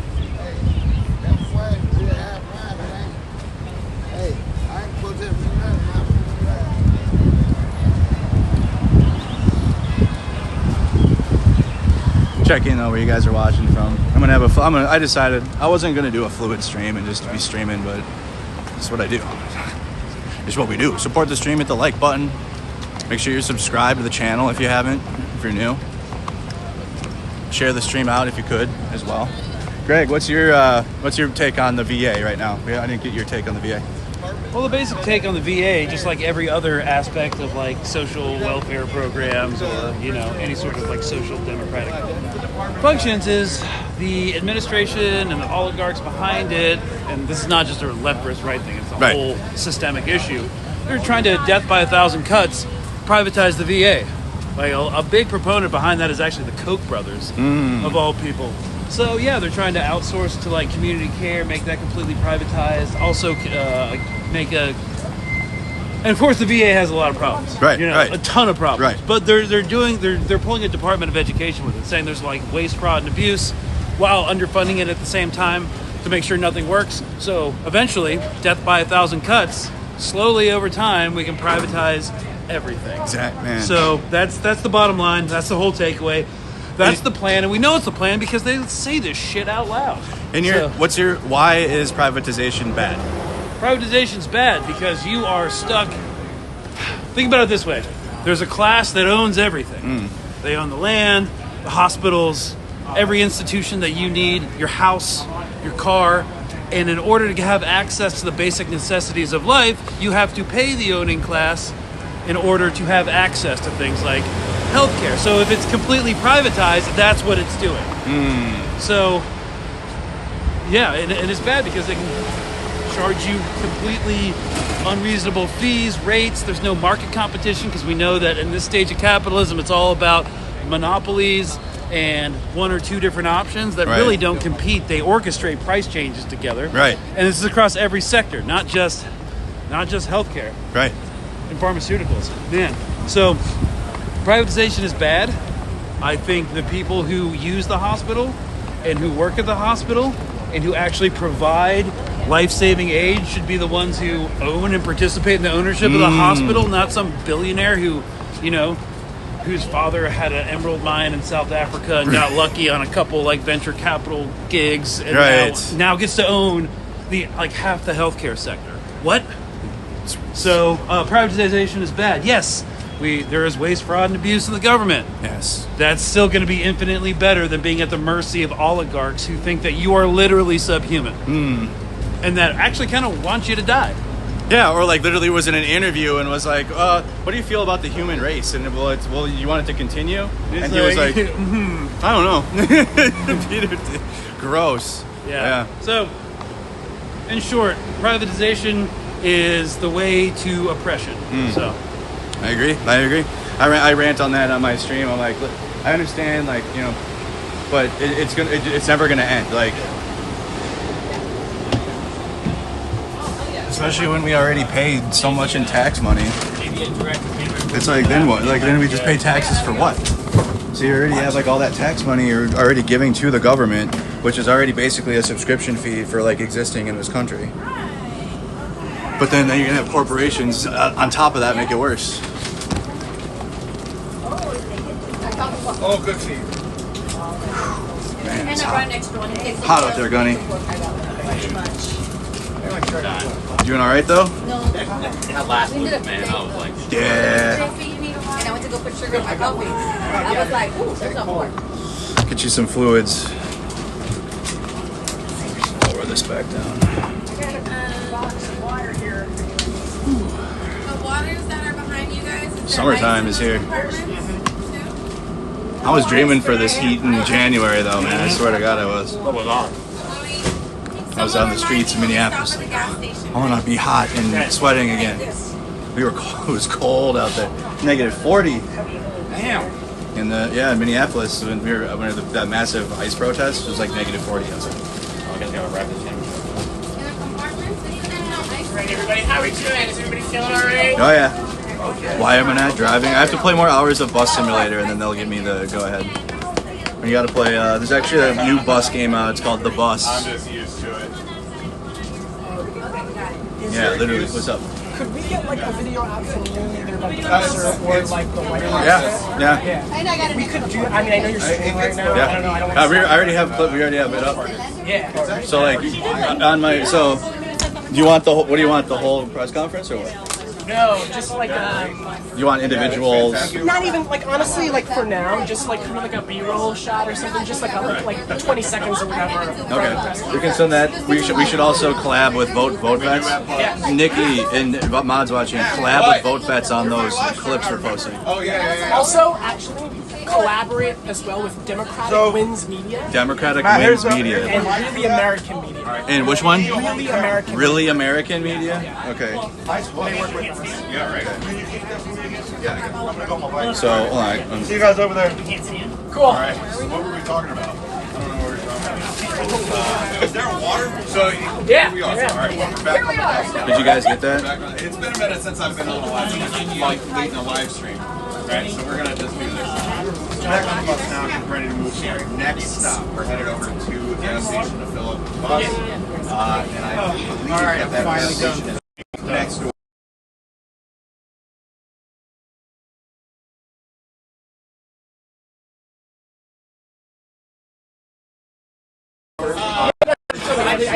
Oh God. Everything that we're seeing. Thank you so much for all of this organization and everything. I didn't mean to seem like a Dude, totally not. all of this is directly pulled out of Project Money. All of this is directly pulled out. There we go. Okay, so Perfect. Yeah. okay. Wow, nice. Yeah. Yeah. Is that the one? Yeah. Sure. And then Ruben, and we sent it to Ruben Gallego's office. Yeah, too. yeah. Send it to Senator Gallego. Yeah. Send it to Democratic Wins Media. Democratic Wins Media. And Really American. And Really American Media. Okay. So make sure we have those 3 collabs. VoteVets and the other 2 he said. And then Folks, is everybody ready? Everyone set? Yeah. and then collab with a couple of the other veteran creators too. With like let's do like Greg and Jolly. You will go into an average of $4.03 a gallon. It's insane.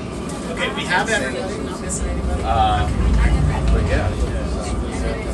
We get our escort with us?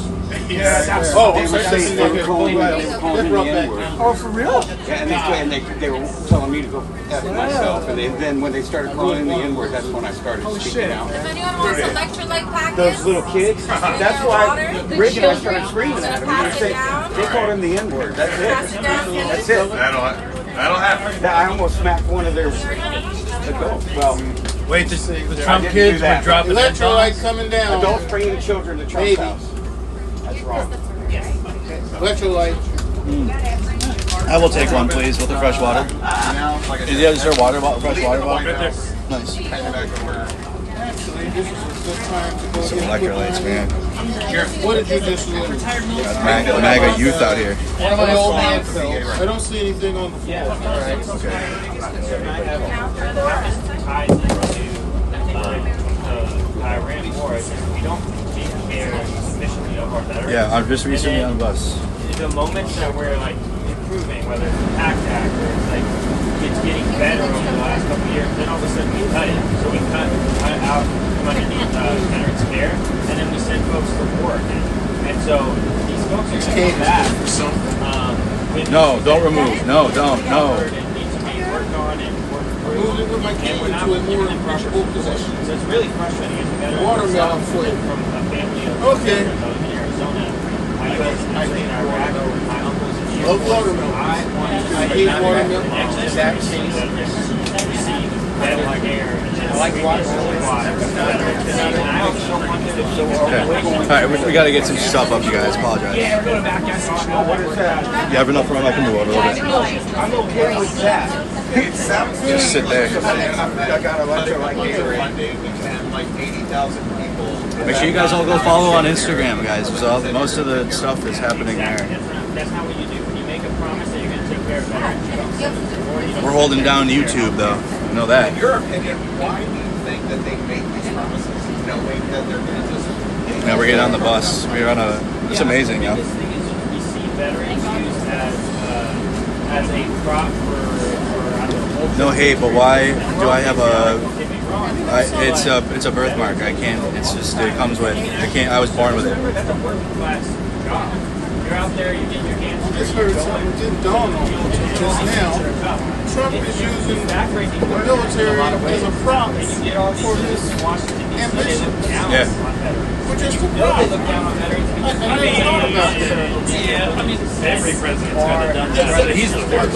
Yeah. He's just upfront about it. Yeah. Yeah. There's And no so, like, the reason why they do that is because they don't see This guy is a disgrace to Minnesota. Not really. on, like, protecting democracy. No, not really. No. We're not doing that. We're just going to take your No one shit. in 6 years. I haven't heard that. How can you protect democracy when you don't have any? Right, rep Minnesota. Yeah, I know. Okay, thanks. Hope the trip goes well. Of course. Right now we're going to the next location. This is going to be a fluid stream, guys. IRL stream and stuff. Worse. We had the actual like hard-hitting coverage earlier. The other stuff will come through clips. That's why make sure you guys go follow on Instagram. We already have the Ruben Gallego clip up. I'm sure we're going to have Senator Kaine up here shortly, and Tammy Duckworth, and a few others. Including Laura, actually. Because you were in the press conference as well. I was, yeah. Nice. So make sure you guys go follow and you guys can see the clips. It doesn't mean that we want to see that happen under false pretenses. That was the actual like important shit. All this is important, but this is more like we're just chilling. Iraq, there was a whole issue about the funding of armament for the Humvees for IEDs, right? they didn't necessarily want to. So we should be talking to a couple more representatives here at this next location. We've actually had a couple of them message me because they know that we're here.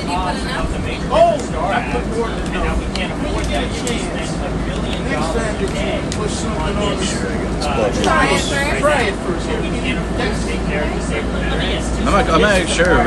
Where are we going next? Heritage Foundation. There you go. Oh, really? I was out here last time for Jolly's thing or Flair. The Flair hat was sent us over there. Yes, it's big. You were here for that Veterans March?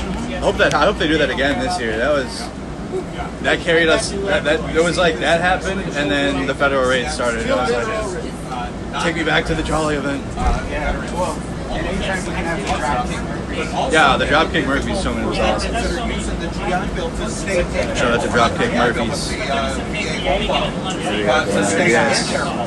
Yep. I wonder if you have any days. Those are rough days, but I kind of in a way miss it. It's been a long time since we've all been together. You know, we're all over the place. We're going to Minnesota. You know, and it's really nice just to be all together again and be able to hang out for a second and just have that camaraderie we've had for a year together. Yeah. That's the blood, sweat, and tears. You know, it's almost like we're serving again.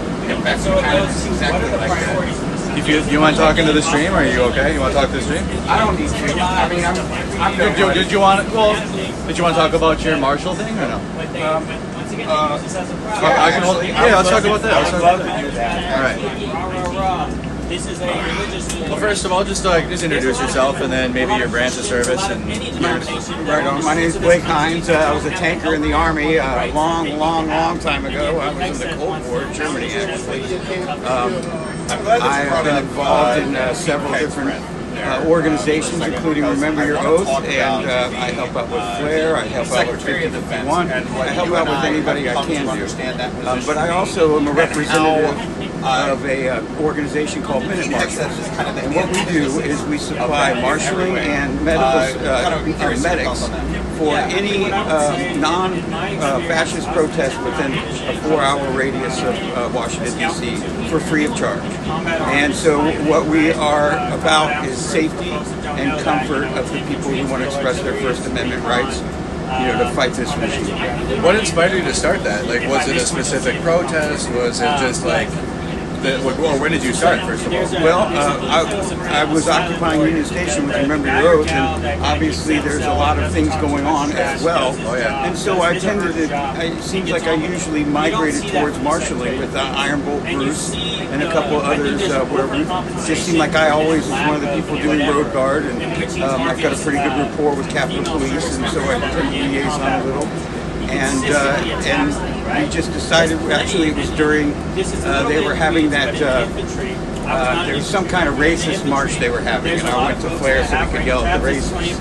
And during that time, Bruce and me and a couple of Laura, a couple of other veterans, we all decided, and Dr. Laura especially, we all decided, hey, why don't we, I mean, we're doing it anyway, let's just go ahead and throw ourselves into it a little bit more and provide a service. So they basically, Bruce and Laura, more than anybody, organized us all, and we got, we're about 60, 70 strong. We're looking to have at least 100 people on our roster at all times, so we can fill that 20 percentile at any time. We're always looking for anybody. You don't have to be a veteran. You just have to want to come and help. But if you have medical experience, that helps too. But we will train you for anything you want to do. He's more arrogant and more confident. That's amazing, man. Especially like it kind of gives like a purpose post service, right? You feel like you get something to wake up and do, like it's something important. Absolutely, and it gives me a little bit of focus, you know, instead of sitting at home being frustrated. Remember Your Oath did that for me at first, and it allows me to positively channel some of my energy, because really what I want to do is be super duper angry and fight. But that's not, you know, I don't want to fight against my fellow Americans, so the best thing I can do to keep me focused is just to try to help, you know.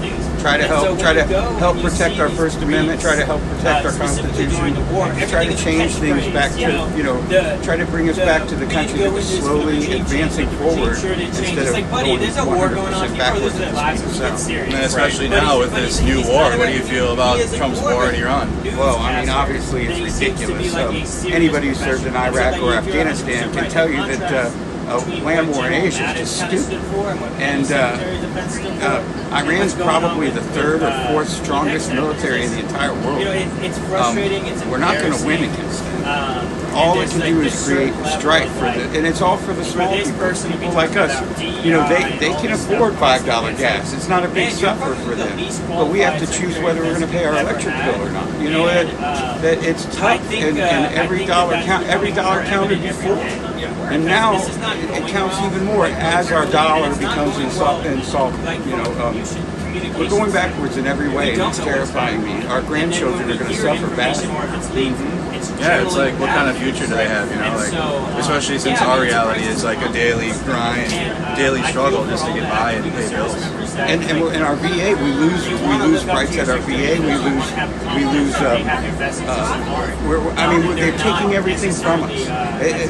I was hearing someone else discuss how they don't respect veterans. We're just cheap labor. That's what we are. We are cheap, disposable labor.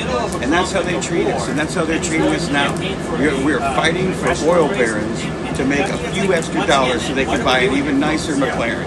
Yeah, you know, I'm sick once of again, just highlights the or like, priorities. you know, that this we have defense agreements, like, you know, with NATO, for example. You know, if we get attacked, countries will help, or if they get attacked, well, we don't have that with, like, you know, like Israel, or you know, we don't. It's like all of our money goes to them, and like we don't get anything out of it. And we had that with Ukraine. We promised them if they allowed us to remove their nukes, then we would protect them from Russia.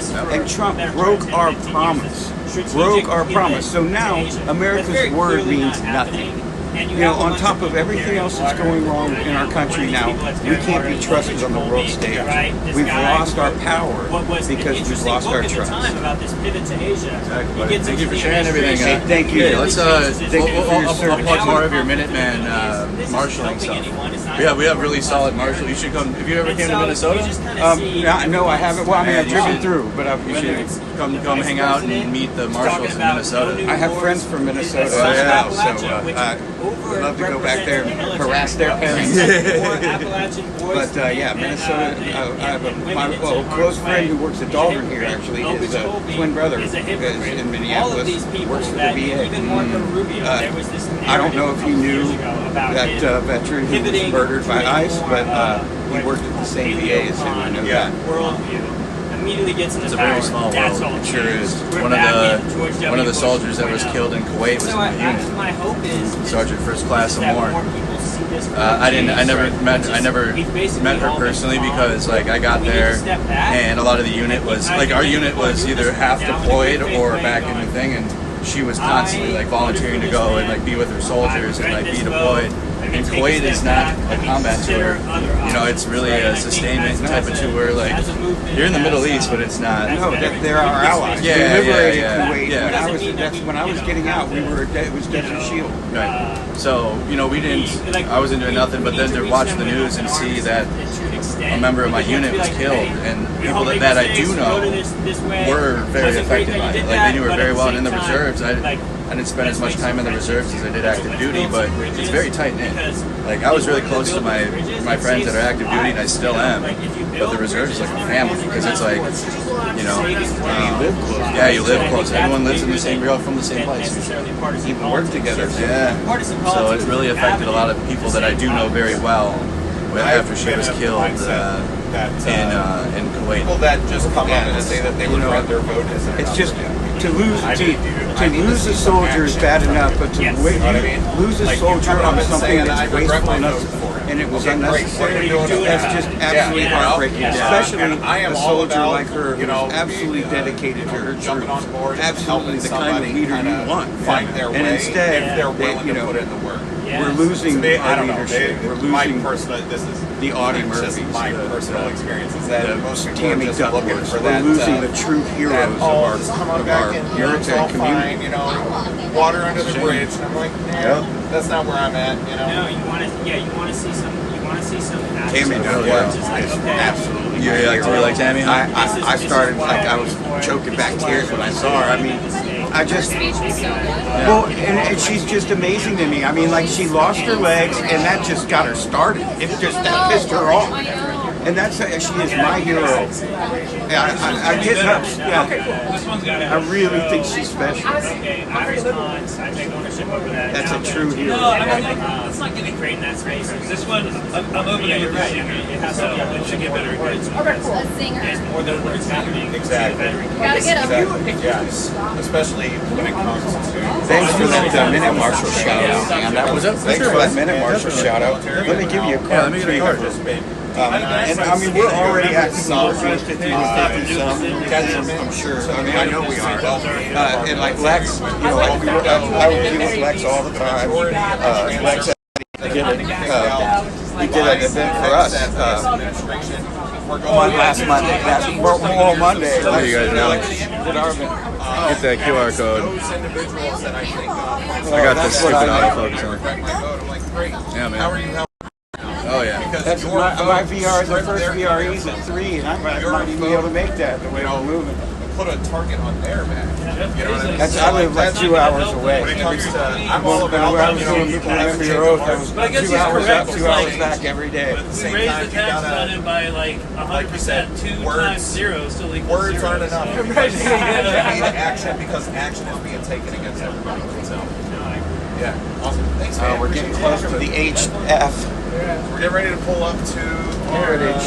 We gotta get gas, man. We gotta get gas, man. Gas. What up, you guys? What up? Let's see what we're working with.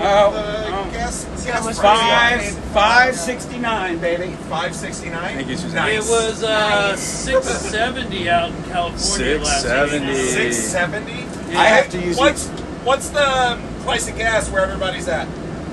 Texas is still under 4. Under Are you 4? serious? Yeah. It's oil rich cut. What is it? 435 on base in Alexandria. 435 on base. On base. That's insane. That's crazy. Wow. That's On base, insane. too? Anybody in California and San Diego know that the gas at Costco is cheaper than the gas on base. Right. Oh, 454 in Virginia. Go to Costco. 454. When I left today. It's 459 up where I'm at. 428 Minnesota. 428 Minnesota. 5 in Phoenix. 420 somewhere. Yeah. Phoenix, I wish it was that's just 420. That's It insane. is, and it is right now. Look at what happens when I start speaking the truth on my YouTube channel. Look at this. I'm a glass blower. I got out of the army and became a hippie, man. I'm a hippie. Yeah, me too. Shit's 420 friendly. Chat, look what happens when you start speaking the truth on YouTube. Minus 366 chuds. They hate it. They'll all resubscribe again, though. They always do. They can't get enough of me. They pretend they don't want to see me now. They'll be back. I'll cover some riot or something, and then they'll be back in the chat like they never left.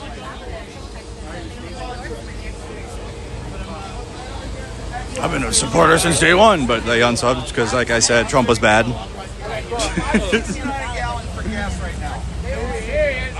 Absolutely insane. They don't like us. My gas prices. Gas price Safari. $5.69. I would never drive. Brother, if I saw anything, if I see $5 at my gas station in Minnesota, I'm not driving. Like, it's just over with. I'm gonna like my day in the garage. I will sorry, I can't make it. Gas prices, thanks Trump. Probably not. I don't know how y'all do it. I do not know how you guys do it on the coasts. I don't know how you guys don't understand. Like, they accept high gas prices already. Like normally gas prices are bad. But then now it's like they're extra bad, and they're like, oh, we're paying $8. $8.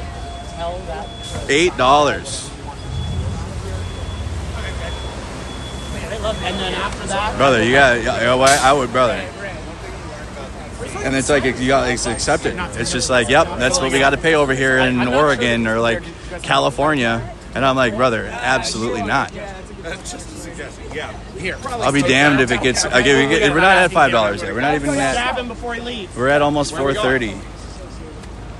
Oh, we're going this way? Well, no. Are we going on the sidewalk? Are we allowed to?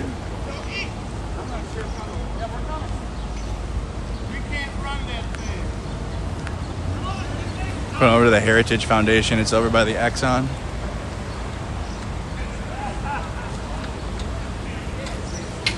This is a good shot right here. You saw the shot from a distance. Oh no, great.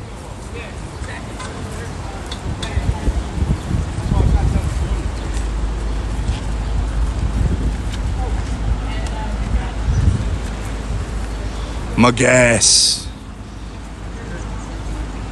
There you go. Whoops. Oh no, I didn't get it. I didn't get it in the shot. Yeah, back that thing up. Look at Greg getting into the front lines of the gas pump. I love that. Gas pump selfie.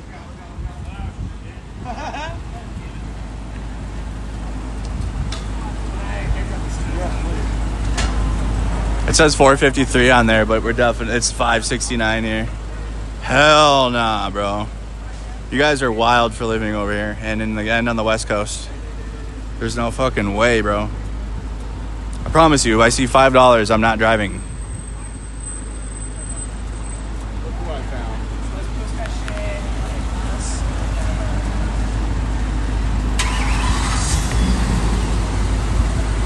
You're good, I just wanna... Yeah, I'm not sure. Hell yeah, good idea. More Heritage Foundation harassment.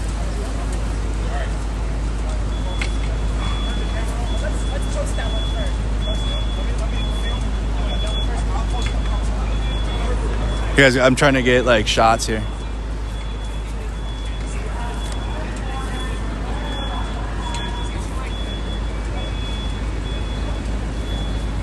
Can I?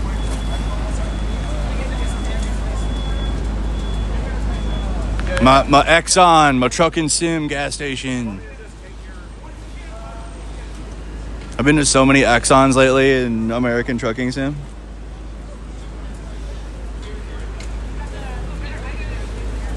Content creator stuff, guys. It's not, it's like, it's super cheeks, but it is what it is.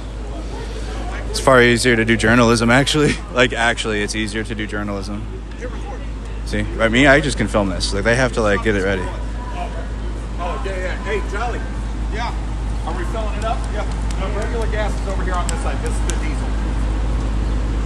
What now? The regular gas is over here. Yeah, I know. Oh, okay. Well, you're not producing my video, man. You walked over there. I didn't know what you were doing. All right, so what we've done is we've paid for a billboard bus via VoteVets to drive around DC with this message. Forevermore vet. I'm sorry, forevermore. Start over. Forevermore folks bring pain. That was hard to read. All right, ready? Yeah. So VoteVets has paid for a billboard to drive around DC with this basic messaging. Forevermore folks bring pain at the pump. We're going to fill the billboard truck up and find out just how much pain it is. Let's go. Let's go fill up. They're going to go fill up the truck.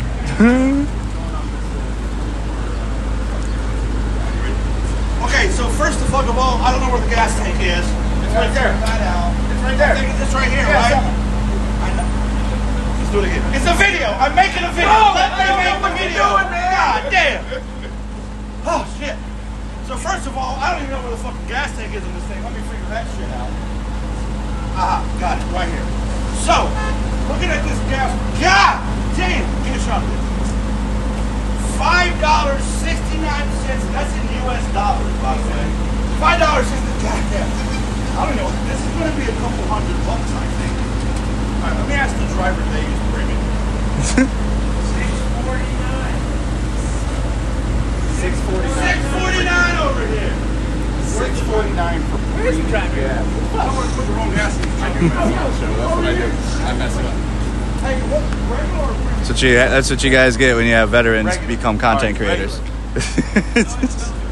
Oh, here comes Amtrak, police. A regular content creator would have started crying after. Uh-oh. Uh-oh. Fuck the police includes the Amtrak, right? They're a little outside their purview here. They're probably just coming to fill up the gas because this is well outside of their jurisdiction. It's It's one of like the 2 gas stations in DC. Yeah. in the city. There's probably more than that, guys. I don't know. I only get to see like the same 2 because I'm at Capitol Hill or some dumb shit every time. I'm sure there's more than that, but I only see the same 3 things every time I come here. I'm gonna give a quick shout out to journalists now, Amanda Moore and Anarchy Princess here in DC. I got to chill with Anarchy Princess a little bit yesterday. It was always good connecting. They're following what Amanda's still following ICE and what ICE is still doing, but then Anarchy Princess has been covering what's going on here in DC and all the Jake Lang crap.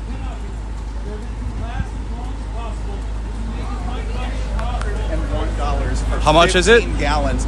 My man on the other side of the pump over there filled up 15 gallons, and it was $101 for 15 gallons. $101 for 15 gallons. What gas prices? Out here doing gas pump content. All right, so I can hold it too. If you want to talk about it. yeah.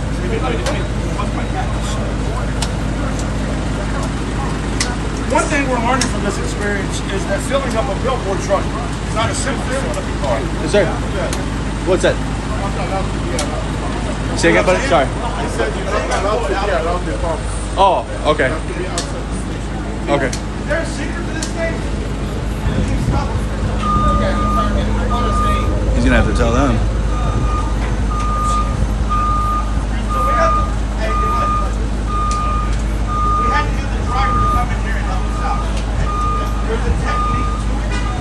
All right? Yeah. There's a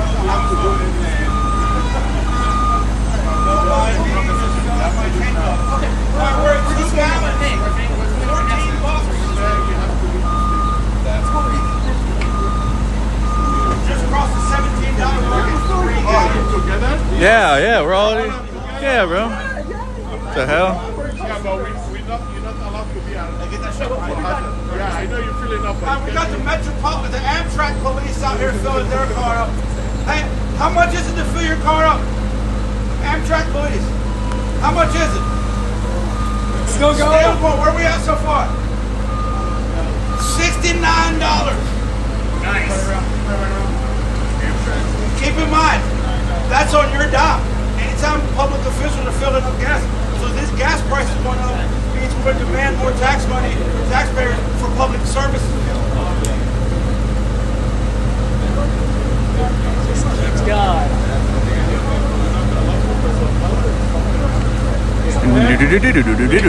Maga be like, well, hey, at least I can fit more money in my gas tank. I used to pay $50, but now I pay $80. Maga math. Because, somebody hits them or anything, you guess they lose anything. You have to be. Are you filling up? Are you patronizing your business? 10 gallons, $60.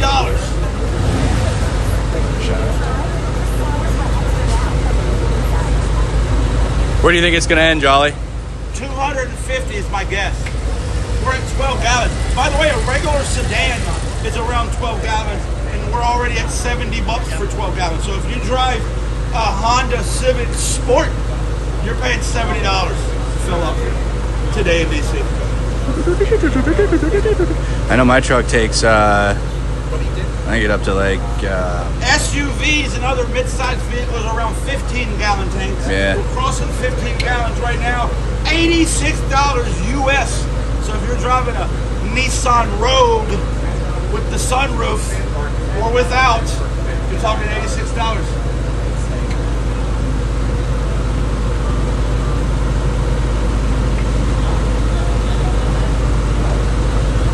We're at 17 gallons on our We're interviewing the gas pump.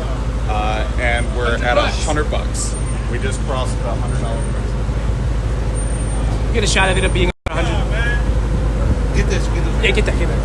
Oh, thank y'all, man. I appreciate it. Appreciate you. Cause they be stealing like shit right here, man. That's right, that's right. I don't even come to this show. I don't even come here. Oh man, y'all, man, I appreciate y'all, man. Appreciate you, brother. Stay safe, baby. Stay cool too. Y'all too. Stay hydrated.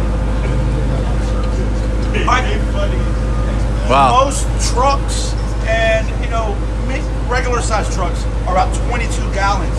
We're coming up on 22 gallons. $126 for 22 gallons. If you have a truck with a larger capacity gas tank, meaning it can hold more, which some trucks you can pay for that option, that's going to be 36 gallons, and we're not even there yet. That's insane.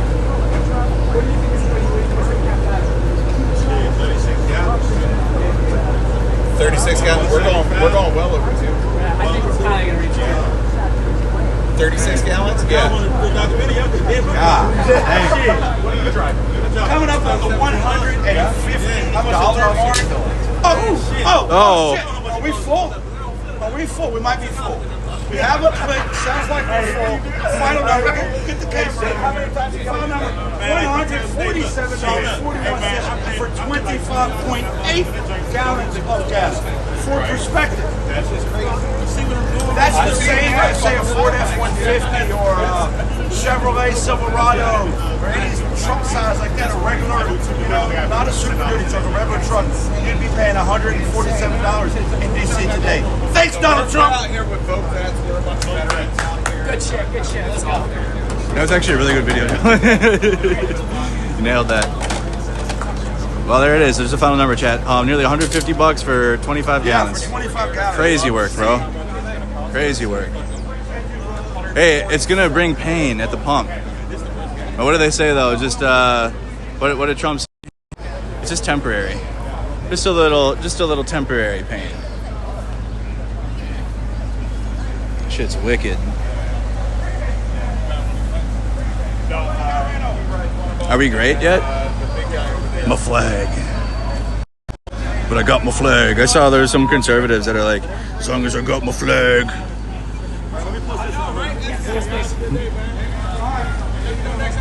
Everything is fine.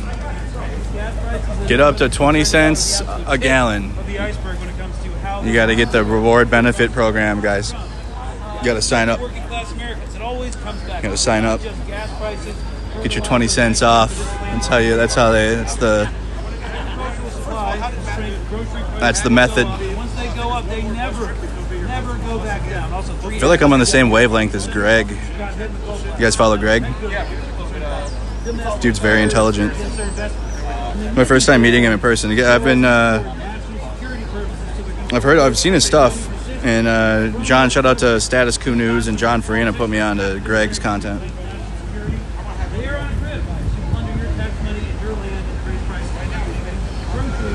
You guys aren't following yet? Follow Greg Stoker.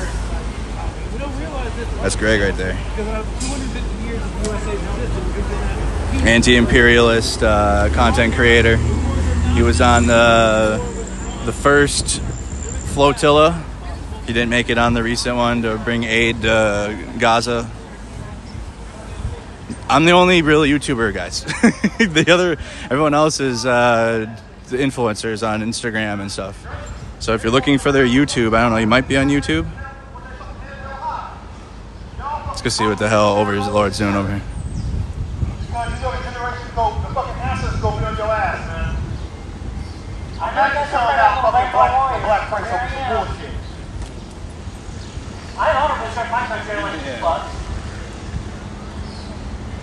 Hey, hold on, man. While you're here, let me run that song back that got my ass banned.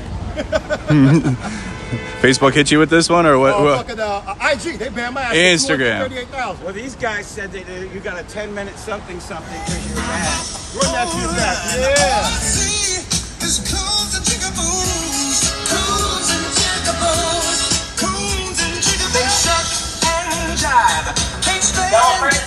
I dedicate this song to all you solid ass niggas. Clarence Thomas, the biggest fucking sellout in American history. Right up there with fucking Candace Owens. Rig over here. All of them. Let's get it, baby.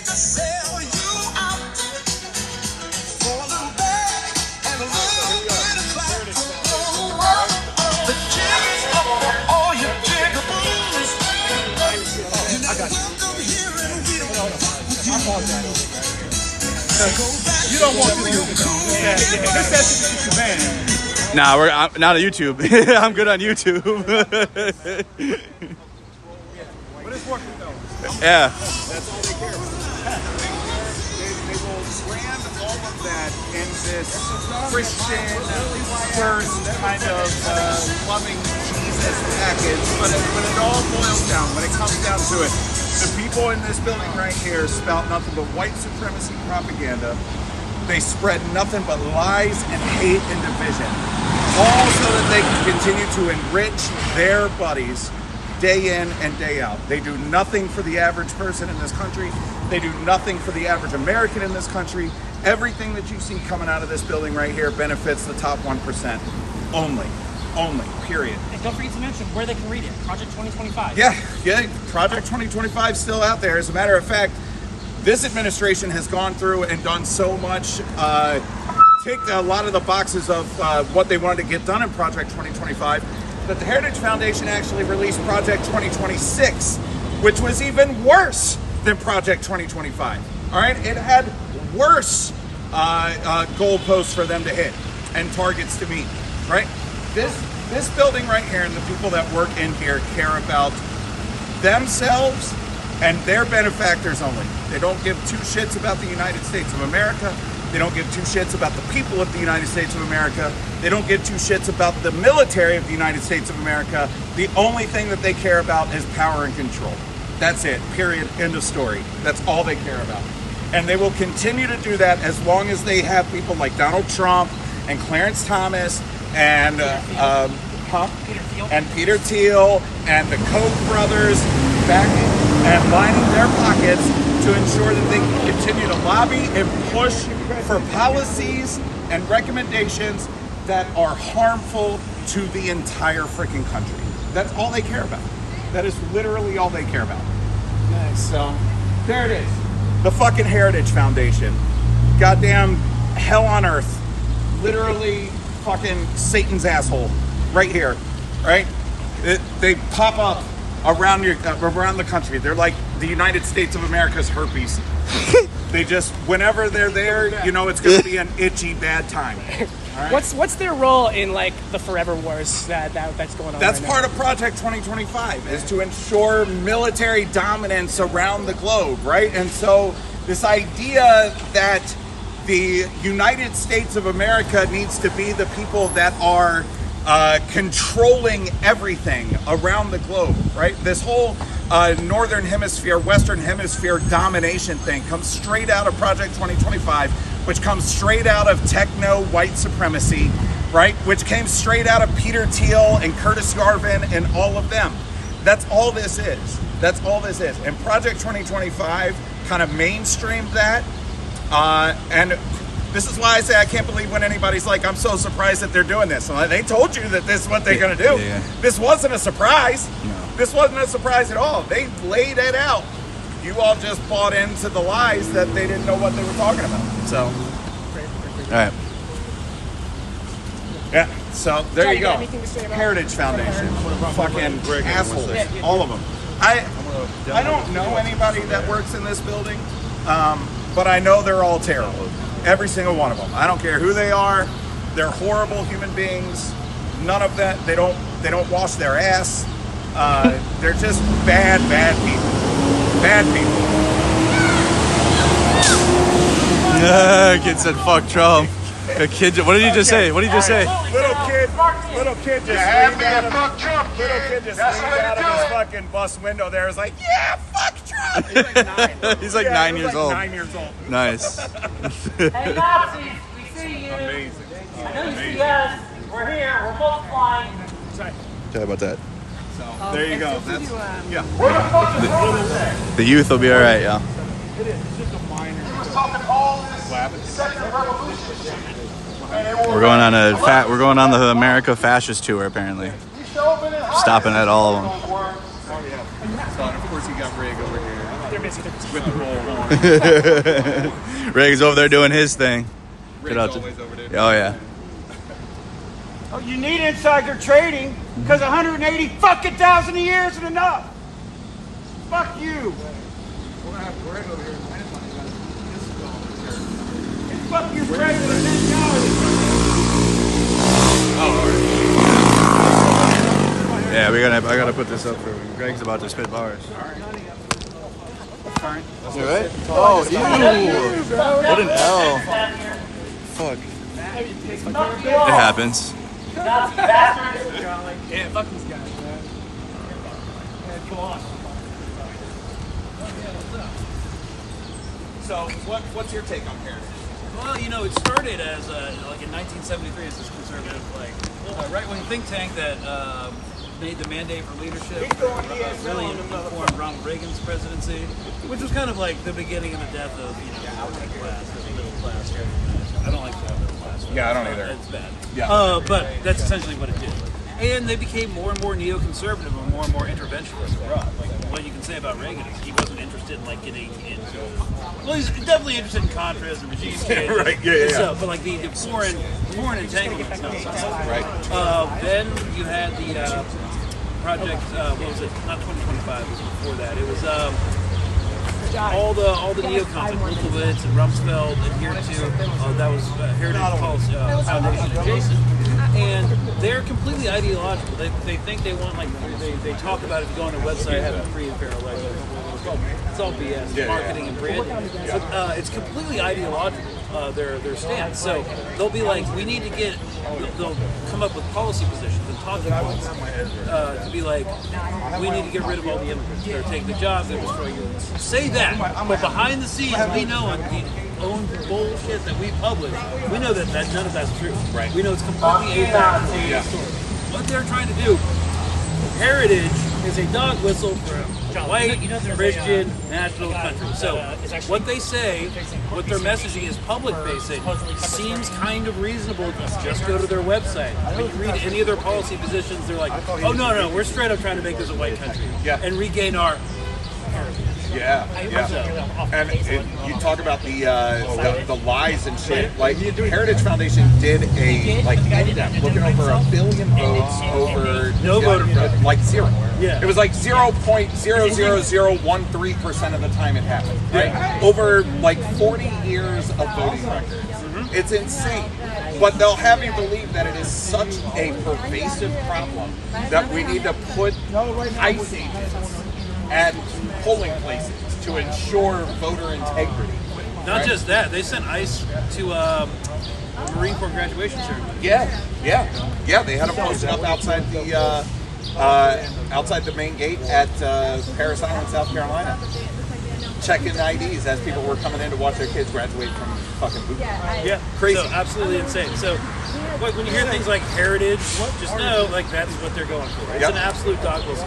And you know, they didn't used to be like this neoconservative, but like they got influenced by Project for a New American Century, and now they're just about basically not just making this all white Christian nation, but like destroying any potential peer geopolitical.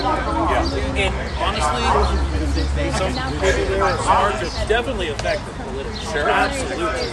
But like their policy positions on foreign intervention are absolutely disastrous and are going to end up collapsing.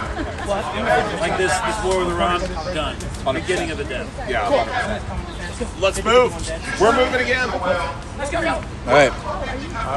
Matt, you got it on the bus? Moving again. My bus.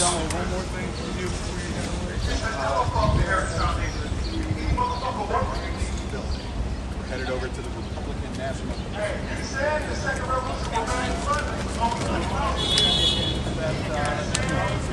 You gonna get back on your bike, Gunny? Yeah. All right.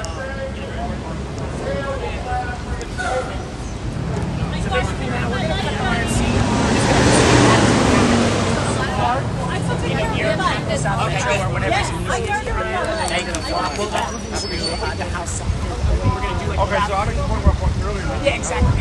Also, we're headed back to right now. I know you're Where are we going right now? Back to the Capitol.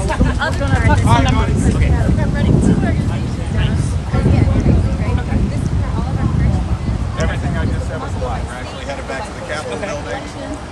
We have to meet at the steps, right? Just reach out to me and There's a congressman messaging me about it. Yeah, we're headed over to the House side this time. We were on the Senate side last time.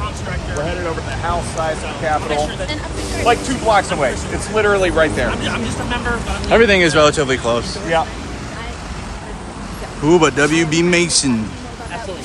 I'm a Washington, D.C. I gotta play The Division now, like, heavily when I get home. Yeah, so. Every time I come here, I gotta boot up The Division 2 again. Shout out to my Teddy gang. So, hey guys, if you're just tuning in, Not doing that. if you guys just tuning in, we are here in Washington, D.C. $1.776 billion slush fund. Yeah, apparently if you raid the Capitol, you get nearly $8 billion. I had a person comment on my video about it. They said, hey, what's your retirement plan? And they were like, me, storming the Capitol. Hey, listen. Yeah, you get money. You get paid. Apparently. Yep. And Republicans defeated an amendment that would require Congress to be notified of who got money from that within 15 days of payment going in. Republicans said, no, we don't want to do that. They don't want you to know where $1.776 billion is being spent, because the reality is that it's going to go right back into the pockets of Donald Trump supporters, Donald Trump associates, and Donald Trump's family. And as long as we don't know who that is, as long as there's no requirement to disclose where that payment's going, then they can just give that money to whoever the hell they want. That's $1.776 billion taxpayer dollars that now have zero accountability on where it's going.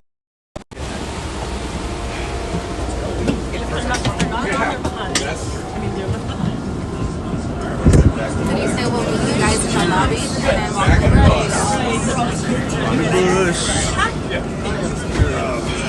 How many of you guys got to visit Lafayette Park before? I did. Didn't it seem strange? You could walk across, there's always some protest going on.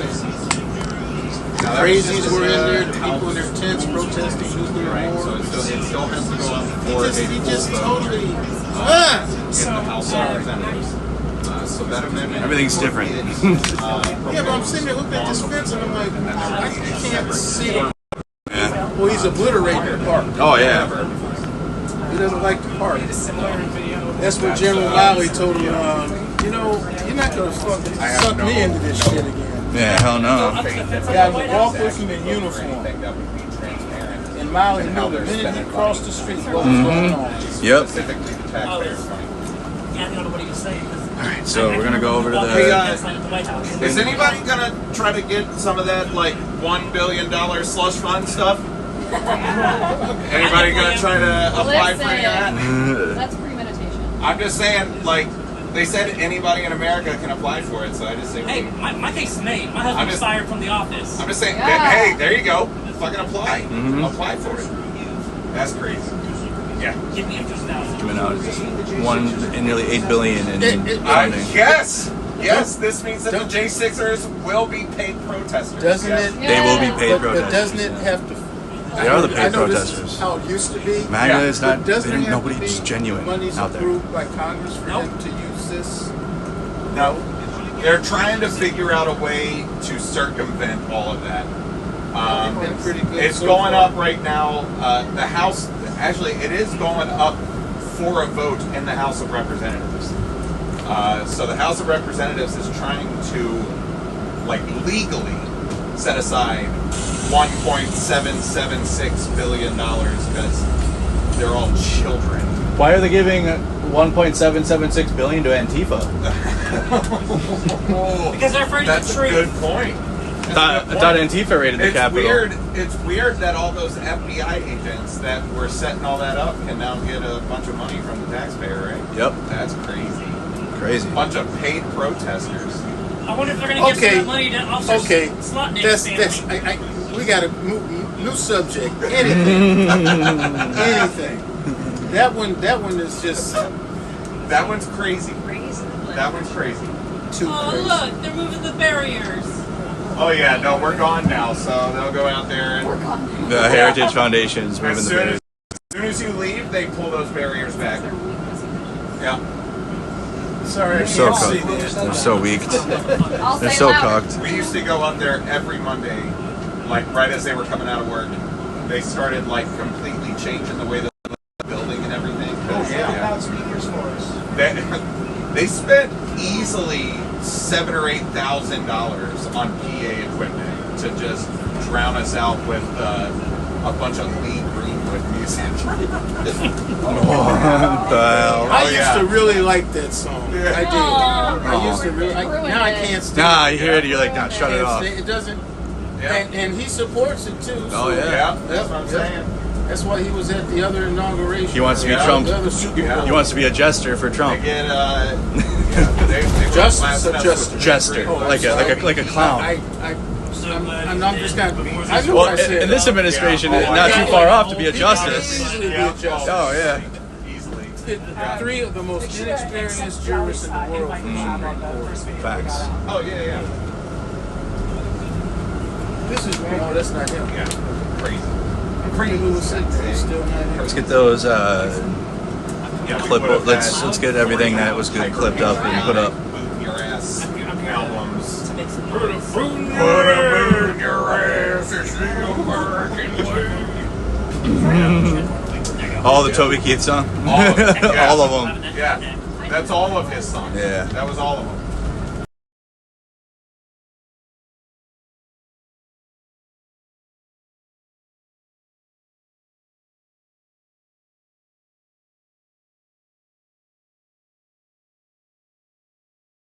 Beer and my horses and my truck. Yeah. And Middle Eastern War. Yep. Oh man.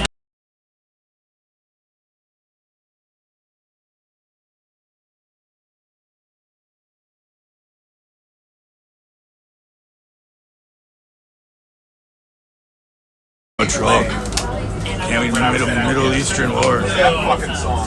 No. Hey, thank you, Alexandria. Appreciate you. What the fuck? Yeah. I'm sorry, I didn't listen to that shit. Yeah. That like Was that like a Ready Room song? I don't know, but like dudes would just have that shit playing nonstop, and I'm like, oh my god, oh my fucking god. Yeah. Crazy. It's getting insane. We're gonna plug this. We're buffering. Yeah, we're going to rough connection spot. Just stay with it, you guys. It'll fix. I don't do it either. Yeah. Did you see, like, in terms of like totally missing out on It'll fix, yeah. what you're about? Just stay with Did it. you see that viral clip of that Marine on in the barracks? Like, Oh, doing war pigs? yeah. Yeah. With the flag, doing Yeah. war pigs. I was Yeah. like, you're gonna be good. You're gonna be good infantry. Yep. Yep. I saw that. I was like, Yeah. I mean, yeah. Missed the point on that one, but totally missed that one. All you heard was video, we in got the the- fields we got the- I bodies got the burning. video. Yeah.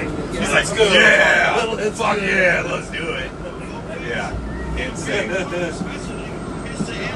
It's like every time somebody plays Born in the USA at like a Republican rally. Yeah. That's an anti-war anthem. Oh yeah. I don't know. Well, I mean, we have Also, a Fortunate Son. Fortunate Son. Yeah. Literally everything we talk about with like the casualty counts.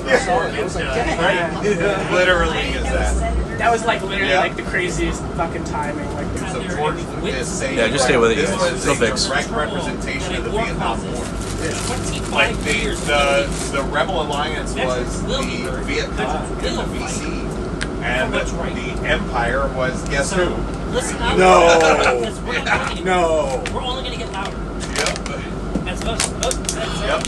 we picked Oh, it yeah. up. It's another thing they totally missed. The next generation doesn't need Starship Troopers. all the Oh yeah. Now that's one of my. We want to be that one. Yeah. That's one of my favorite. Starship Troopers. If it comes on late at night, I'm booked. You're in there. I got it. The bow. And remember, I don't know how they. as a citizen, our great citizenship is fight the bug. They're like It's like Helldivers now, right? You play Helldivers like that. see what's going on. starts at Helldivers is like Starship Troopers, but a game. I'm red because it's hot out here. It's hotter than hell out here. Yeah. We're in hell. We're literally in hell A lot right of people on it. There's nothing more punk than tipping your landlord. now. This is hell, and we came here, and we have to burn in it. I'm not conformist. I give my landlord extra money. Swamp pedophiles down the road.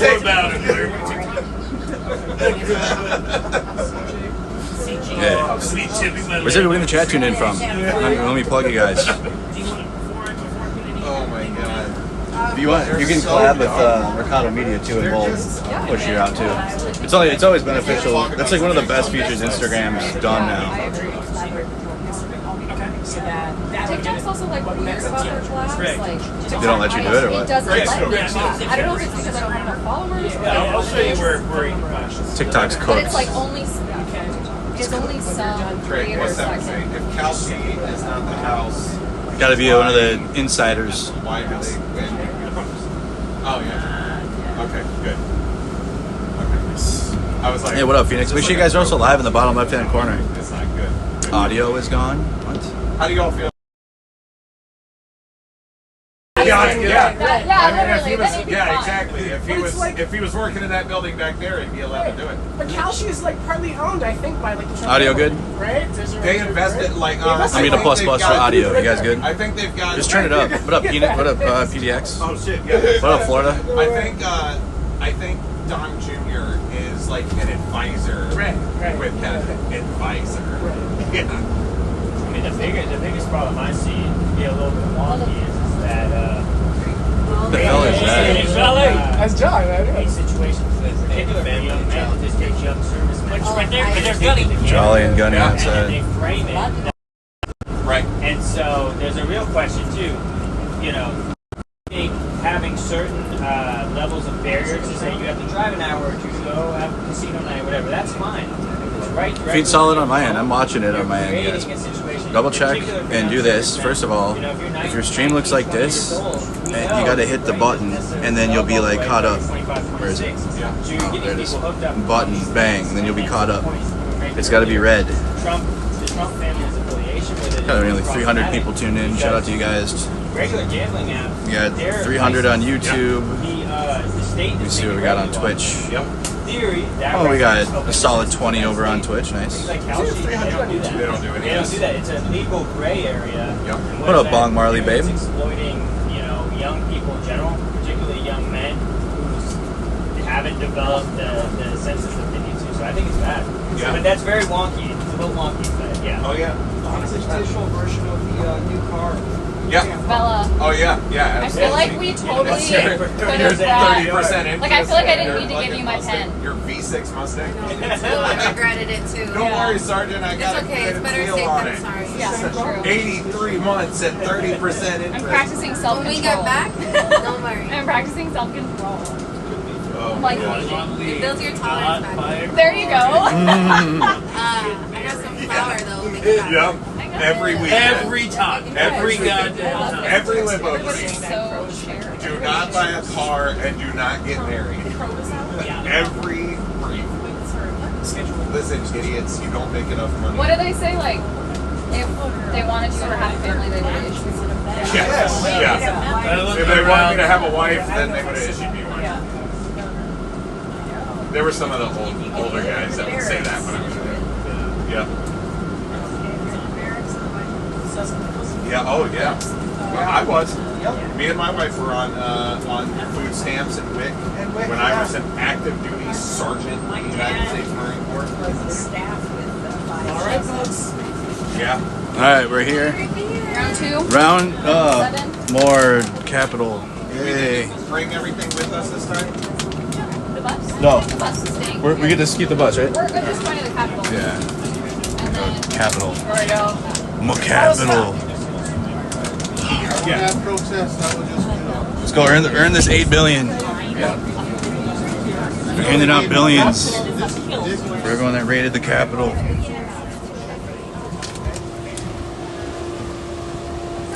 Basically, if you're like an evil piece of shit in this country, you get like whatever you want. You can do whatever you want. You can be whoever you want. You'll get loved and money. And if you hate everyone openly, be racist, have a lot of money, you can do whatever you want. This country does not care about morals or any of that, that's for sure. What bullshit are they doing over here now? What is it? Is this for the... Are they building the UFC thing? Is this the UFC thing? It's ugly as fuck. Hello? Hello? You want them? No, they're not for... I was going to work.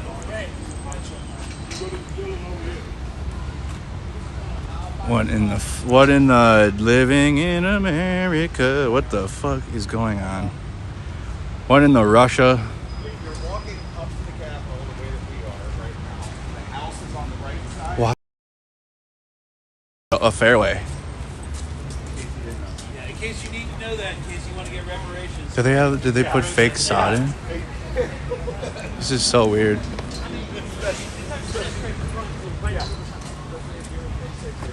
Trying to get some of that $1 billion plus fund there, you're going to need to know which side of the building you tried to break the windows out of.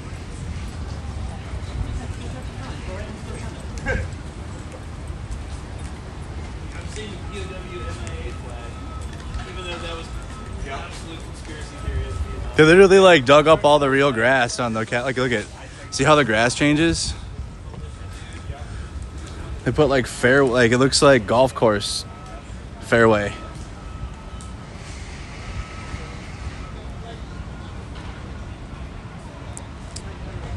What the fuck, bro?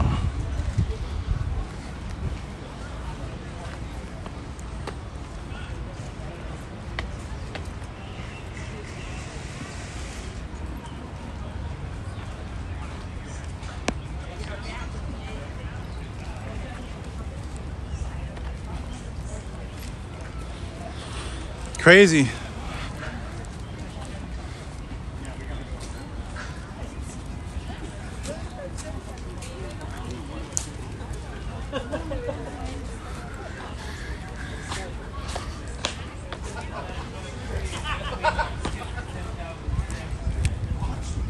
I want a picture with all of us too before we leave by the Capitol.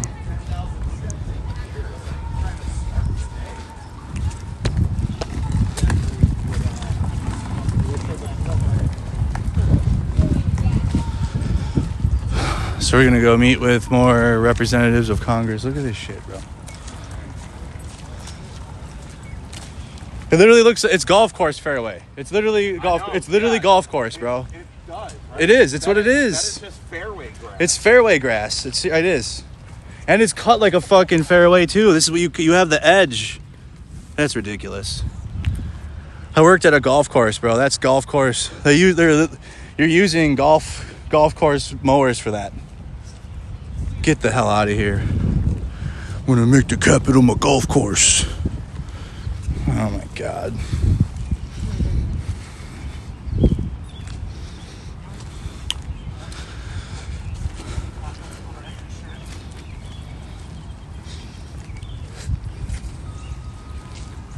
Put up the fake grass, fairway grass.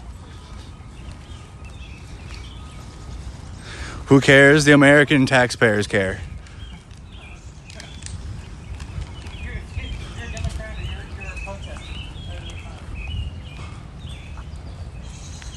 American people care.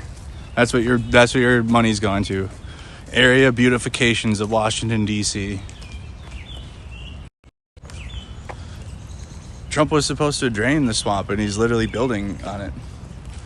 Putting his own brand of nonsense here. You better leave one of my favorite things on this street, at least. This place sucks. Like, DC sucks. I mean, like, the people are cool, like the regular people. But, like, it's seriously, like, high energy politics all, like, everywhere. So it sucks. But there is some cool, like, views and stuff. And, like, walking around and seeing the monuments is cool. But they got the Arboretum down the road. The garden. And that is a really cool place. You better not fuck that up.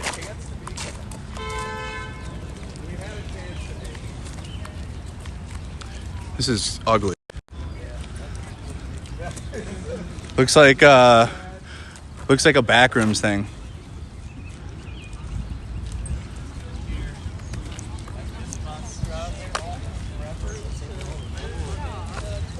The most evil shit.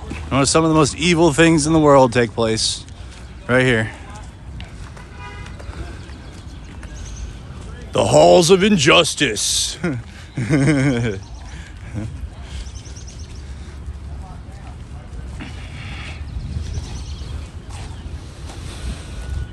Yeah, if you have an EV, you're probably doing good. Just don't buy a Tesla, please. Just don't support Elon's. There's so many different EV choices.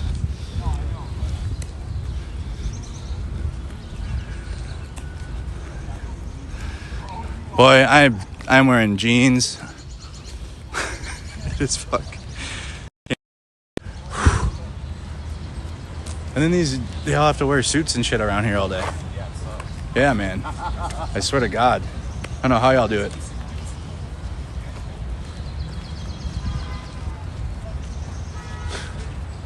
It's dumb hot. We're walking up. We're going to go meet with some more members of Congress.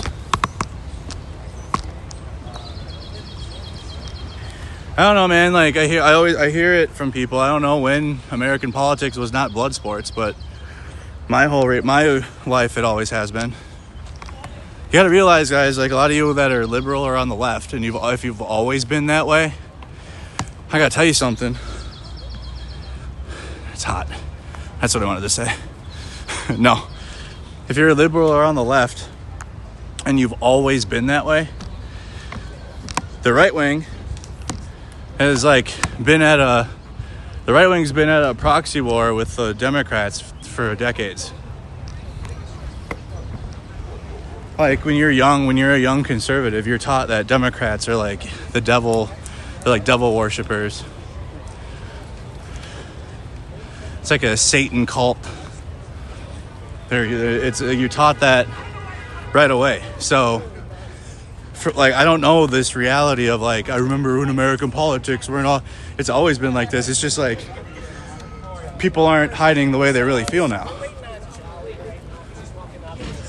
People are being way more confident and open in their bigotry, whereas before they used to veil it.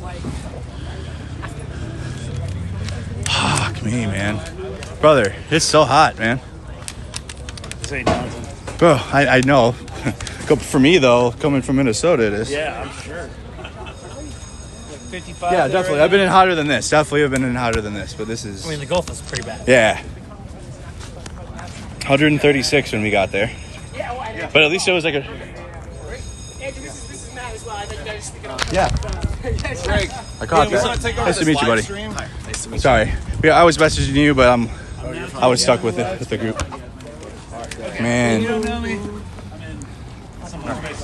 I can also sub in on the stream for you, too. Perfect. Well, I think you and I are... We're doing something. Interviewing. Nice. Do you want me to hold your bag? That way it didn't trigger a fine. Gonna do interviews, I guess. Say what? Do you want me to hold your bag so that it didn't trigger a security issue? Oh, no, because it's going to be right up here.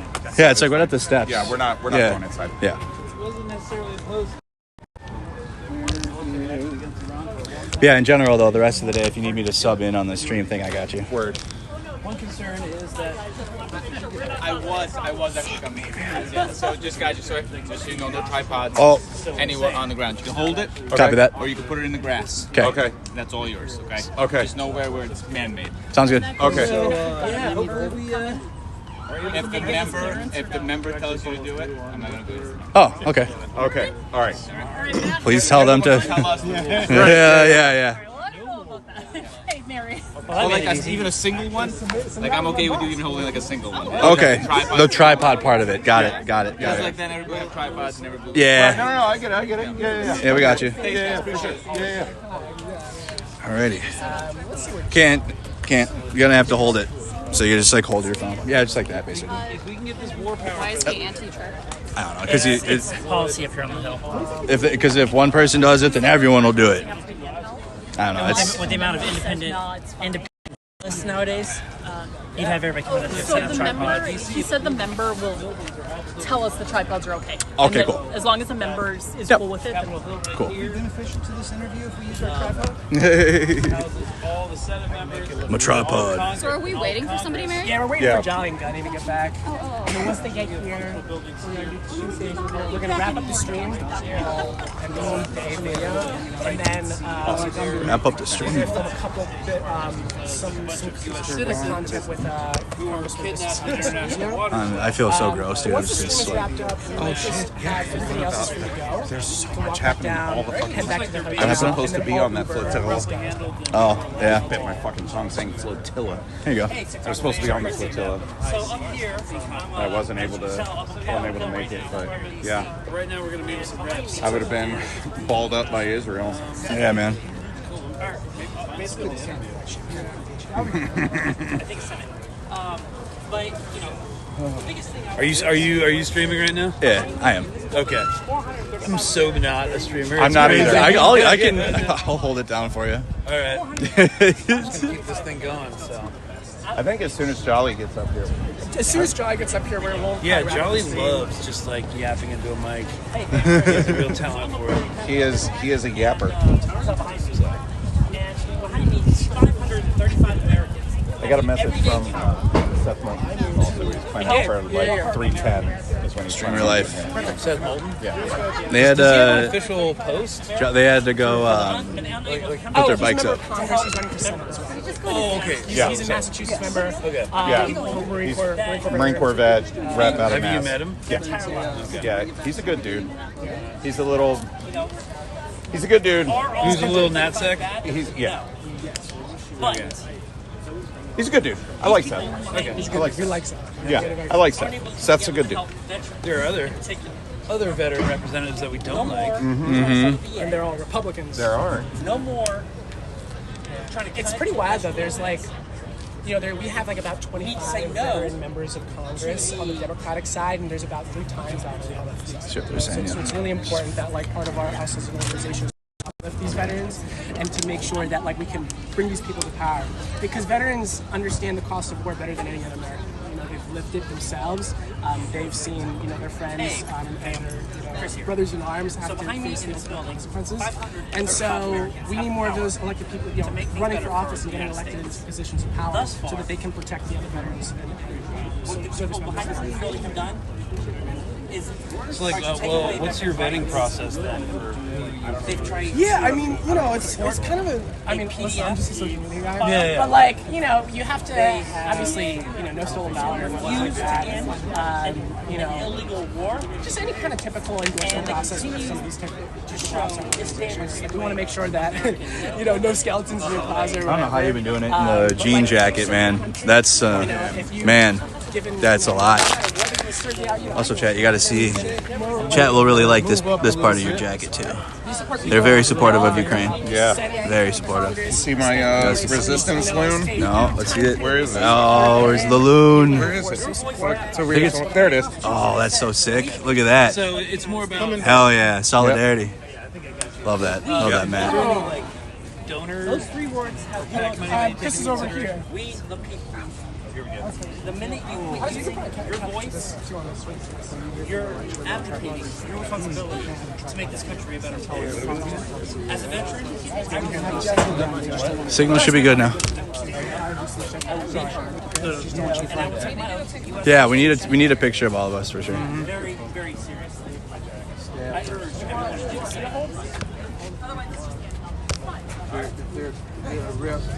Oh shoot. All right. Andrew Mercado. Andrew, Yes, sir. are you good with me using a tripod? It's fine by me. Okay, cool. Now, Thank you. We can set it up. Yeah, we can do it. Now, when they come and say like, "You can't use tripods," I'm gonna be like, "Well, you're talking to the wrong person." He's got a cool little pin on his lapel. He told me I could do it. Around here, let's back up just a little bit here. Yeah, like right there. That should be good. Perfect. Straighten that up. Ouch. Pinning me. All right. That way you're on the stream too. Yeah, smart idea. Oh yeah, I've been growing this guy for about 3 years now. Wow. All right, yeah. cool. All right, so Congressman, I ask everybody one question to start it off. What the fuck's going on around here? Yeah, great question. Look, I'm a veteran of, the prior Middle East regime change war. I served in Iraq. Our generation served in Iraq, Afghanistan, you name it. It feels like deja vu all over again, right? Another regime change war. We didn't have to fight. And this looks like it's going to be a strategic disaster. Right? The Strait of Hormuz is closed. We're all paying for it, not just the pump. We're paying for it, but the shipping costs of everything going up. You got more than a dozen Americans who have died. You've got hundreds of wounded civilians in the Middle East who are suffering. It's a mess, and I don't think these guys in the White House are speaking with their voice. Is there any movement on the House side with the Senate War Powers Act that passed earlier? I hope so. In fact, I just heard that the Humphrey leaders canceled the vote today because they've got maybe attendance problems. We should put a stop to this war. Yes. Whether it's a war powers resolution vote or the spending power. They're going to come back to us for more money. Yeah. And I think that Congress has tools at its disposal. The money, the war powers vote. We should put a stop to this and bring our troops back home. 100%. Yeah. Congressman, good Thanks, luck to you. brother. Thanks so much. Thank you. Short and sweet. Boom. Cool. Nailed it. Yeah. Look at that. All Fucking right. in and out. All right. Fuck yeah. In and out. I'll tell you. I'll chat with you. Yeah, sure. Whatever you want. Shane was the right move. Yeah, it was. Definitely was. Let me adjust this really quick. So let me scoot us back. We're gonna scoot us back. We're a little taller, so Cool. let's go here. All right. Let's go like Wherever actually. you want. Yeah, it's a good spot. I'm gonna go like right here. All right. So first of all, my stream might, just introduce yourself on my stream. Chris Delusio, I'm a congressman from Western Pennsylvania. Absolutely. Why is this issue important for you to come out, meet with veterans, and be here, be a presence? I'm a veteran, so we're fellow veterans, and look, I have the great honor now. I get to serve in the House here, and I was mad when I was a younger veteran, seeing what had happened to our generation, right, in Iraq and beyond. I got something to say about it now, and I'm going to use that power, as little as I may have, to try to do right and try to make sure we're not wasting American lives. To me, that means to put an end to this war and bring our troops back home. What's your message right now to the American people watching, or just the viewers watching, about what is being done right now to stop this war? There are guys like me who are trying to do exactly that, to stop this war, to bring our troops home. I'm not going to sugarcoat that it's an easy fight, but we are going to keep pushing for war powers vote. I just introduced some legislation with some other veterans about putting a stop to funding for this war. So we're doing everything we can. And look, if this is still going on, and I hope it's not, and there's a new majority here, we'll put a stop to this as best we can. Yeah, what does that long-term strategy look like? Right, short-term right now, get the Trump war to end. But long-term, what is the strategy you're going to implement? Look, I think a lot of veterans understand the follies and mistakes of these regime change wars. I think having more veterans who serve here in the House and the Senate is part of it, who understand from their friends or they themselves, or their brothers and sisters they serve with, the cost of war is tremendous. And that we don't waste American lives, we don't waste American dollars. That's what we absolutely have to go fight. And having veterans here matters. Absolutely. And then finally, what's your message to the American people on what they can do right now? Make your voice heard. Not every member of Congress sees this the way I do. Make your voice heard. We got elections coming up in November. Support candidates who want to put a stop to this war. Thank you so much, sir. Thank you. Absolutely. Thank you. Absolutely. Of course. How you doing? Thank you so much. My man. We'll tag you and everything. What's up? All right, Chad. I want to introduce y'all to Congressman Chris Delusio. He represents. Oh my God. We got some exclusive interviews. 17. He's serving in the Navy. Congressman, he's focused all across the country. It's awesome. Yeah. Well, number one, thank you. And look, our voices as veterans matter a lot to folks. They may give you that extra minute to listen. And I think so many, imagine here, either you served or your friends served in the prior, my generation's deployments and wars in the Middle East. And I think we maybe know the mistakes and the cost of those mistakes more than others. Yes. Add your voice to that to make sure that there is another generation of veterans who are going to be sent to another forever war. I think it's powerful. I'm glad you guys are here, making folks hear from you. But it's a simple thing for me. You don't waste American lives. You don't waste American dollars. You don't send folks to fight unless you absolutely have to. And we should be bringing our troops home. So thanks for what you guys are doing. And we got work to do. Thank you. Thank you. Thanks a lot. Thanks, Shipman. Yeah, you bet. I like the hat. Yeah. Best merch in politics. That's pretty good. Thank you so much. Thank you. Stay cool, by the way. The shade was the right move. Yeah, seriously. It's hot. Thanks for letting me hang with you for a little bit. A year ago. They're coming now. Absolutely. Of course, man. My pleasure. Okay, cool. So right behind those were some good remarks. Those were some White House. You guys hung out with us on the bus. Matt, you guys are there with the Heritage Foundation. You went to the RNC. Now we're here at the At the end of the day, that's where the decision makers are. If we don't get up, get out, make our voice heard, come to where decision makers are, and put pressure on them. Don't worry, chat. We're going to have a higher quality video of the interview. My bad. Donald Trump thing. This is a thing that's going to continue unless we stop allowing it. So, you can't make it to the Capitol. Make it to the battleground, please. But thanks for joining us today. Appreciate you hanging out with us. Appreciate VoteVets for sponsoring the whole trip. Thanks to all the veterans that came to join us. Appreciate you guys. Yeah. And listen, when veterans are pissed off, maybe you should listen. Anyway, appreciate you joining me. The veterans have spoken. That's true. And continue to speak. All right. Good sign off. Good sign off. Yeah. All right. Thank you guys so much. This is great. This is a freaking great day. I had such a fun time working with all of you guys. You know, this took a lot of planning, so I just want to can we give a big shout out to all the people that work for VoteVets that are not me. That's Mary. That's Harrison. It's not easy to plan, and we're just really happy that you guys were a part of this event. So at this point, everybody's before we disperse, we're all gonna go and take a picture over there. Yes, over here. Yes. And then once we're good to go back to the van and back to the hotel, and we're gonna have a fun night. But I gotta get. And when's our next hit time, right? When's the Doubler hit time start? My hit time is 5:45. And if you haven't been to a 5-star... Wait, do we get a... Wait, are we going back to the bus? 5:45 in the lobby. 5:45 in the lobby. Hey, we still have the bus, right? 5 stars, I think so. Yeah, because my shit's on there. I hope so. That's I was like, no. Because I know they're all heading back there now, but I know Seth Moulton wants to come and talk to. Yeah. So I'm like, nah, I'm just gonna grab my shit. Let's go take a picture. I'll get my stuff. We'll be fine. When are we going there? 6, I think, right? I haven't had any buffering except for when we were on the bus. We'll have a louder interview audio, guys, posted on Instagram.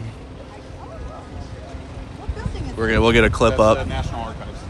Make sure, Nikki, you guys are saving it as 2K as well, so we get some upscaling on the video. Library of Congress, right there. Sorry, Matt. You don't know the No, you're right. Institute when you see it?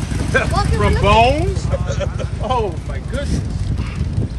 Alright. And then that other building over there, That's SCOTUS over there. Are we gonna get this? Woo, that almost went. Yeah, you Like, that's a good angle, right? Are you doing the photo? Yeah, or whoever. I don't That's know. fine. No, that's perfect. All right, I can get 2 people Yeah, here. you should be in it. This is taking it that way? Maybe I should do By the way. Kyle. Okay. Scoot back. I'm All right, sorry. everyone get in. Come up the steps. Let's make it staggered. Do we want to be My phone's not. Oh, it is in here. Staggered. One more time to get this. I saw it. I saw it in the thing. Let me try that. You're standing. Let me go on the other side of you. Alright. Get a couple of these steps right here. Just kind of spread it out a little bit. All right, Laura, yeah, perfect. She come in right there. Here we go. Jolly. It's okay. It's okay. Let's, Tim, you're not, can you come behind Laura? Let's get skinnier in All right. over here. Yeah. Let's do it quick because I got to get down there and talk to Seth. Yeah. Yep. I gotta put a timer on, I'm sorry. Here we go. All right. Give us the countdown. All right, okay. Dude, I'll take it. Let me take it. Crazy? I'll take it. Oh. I put the timer on. Yeah. Mary, come get in this photo. No. Come get in this No. Am I in the pic or not? I don't know if I'm in. How come you get to opt out? Still doing the timer. 3, 2, 1. Let me take one more. All right, one more. Everybody say arrest the president. All right. Hang on one sec. It's a little easier. All right. 1, 2, 3. Democracy. Hang on. One for me. All right. Ooh, all right. Great. Okay. 1, 2.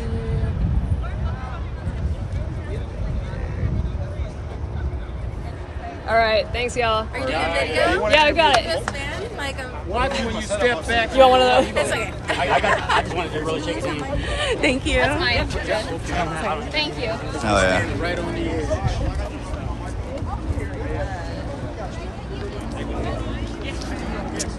Yeah, we still have the bus, right? Yes. Okay, so good. the bus will be dropping you guys off at the hotel. Thank God. I'm a bus. All right.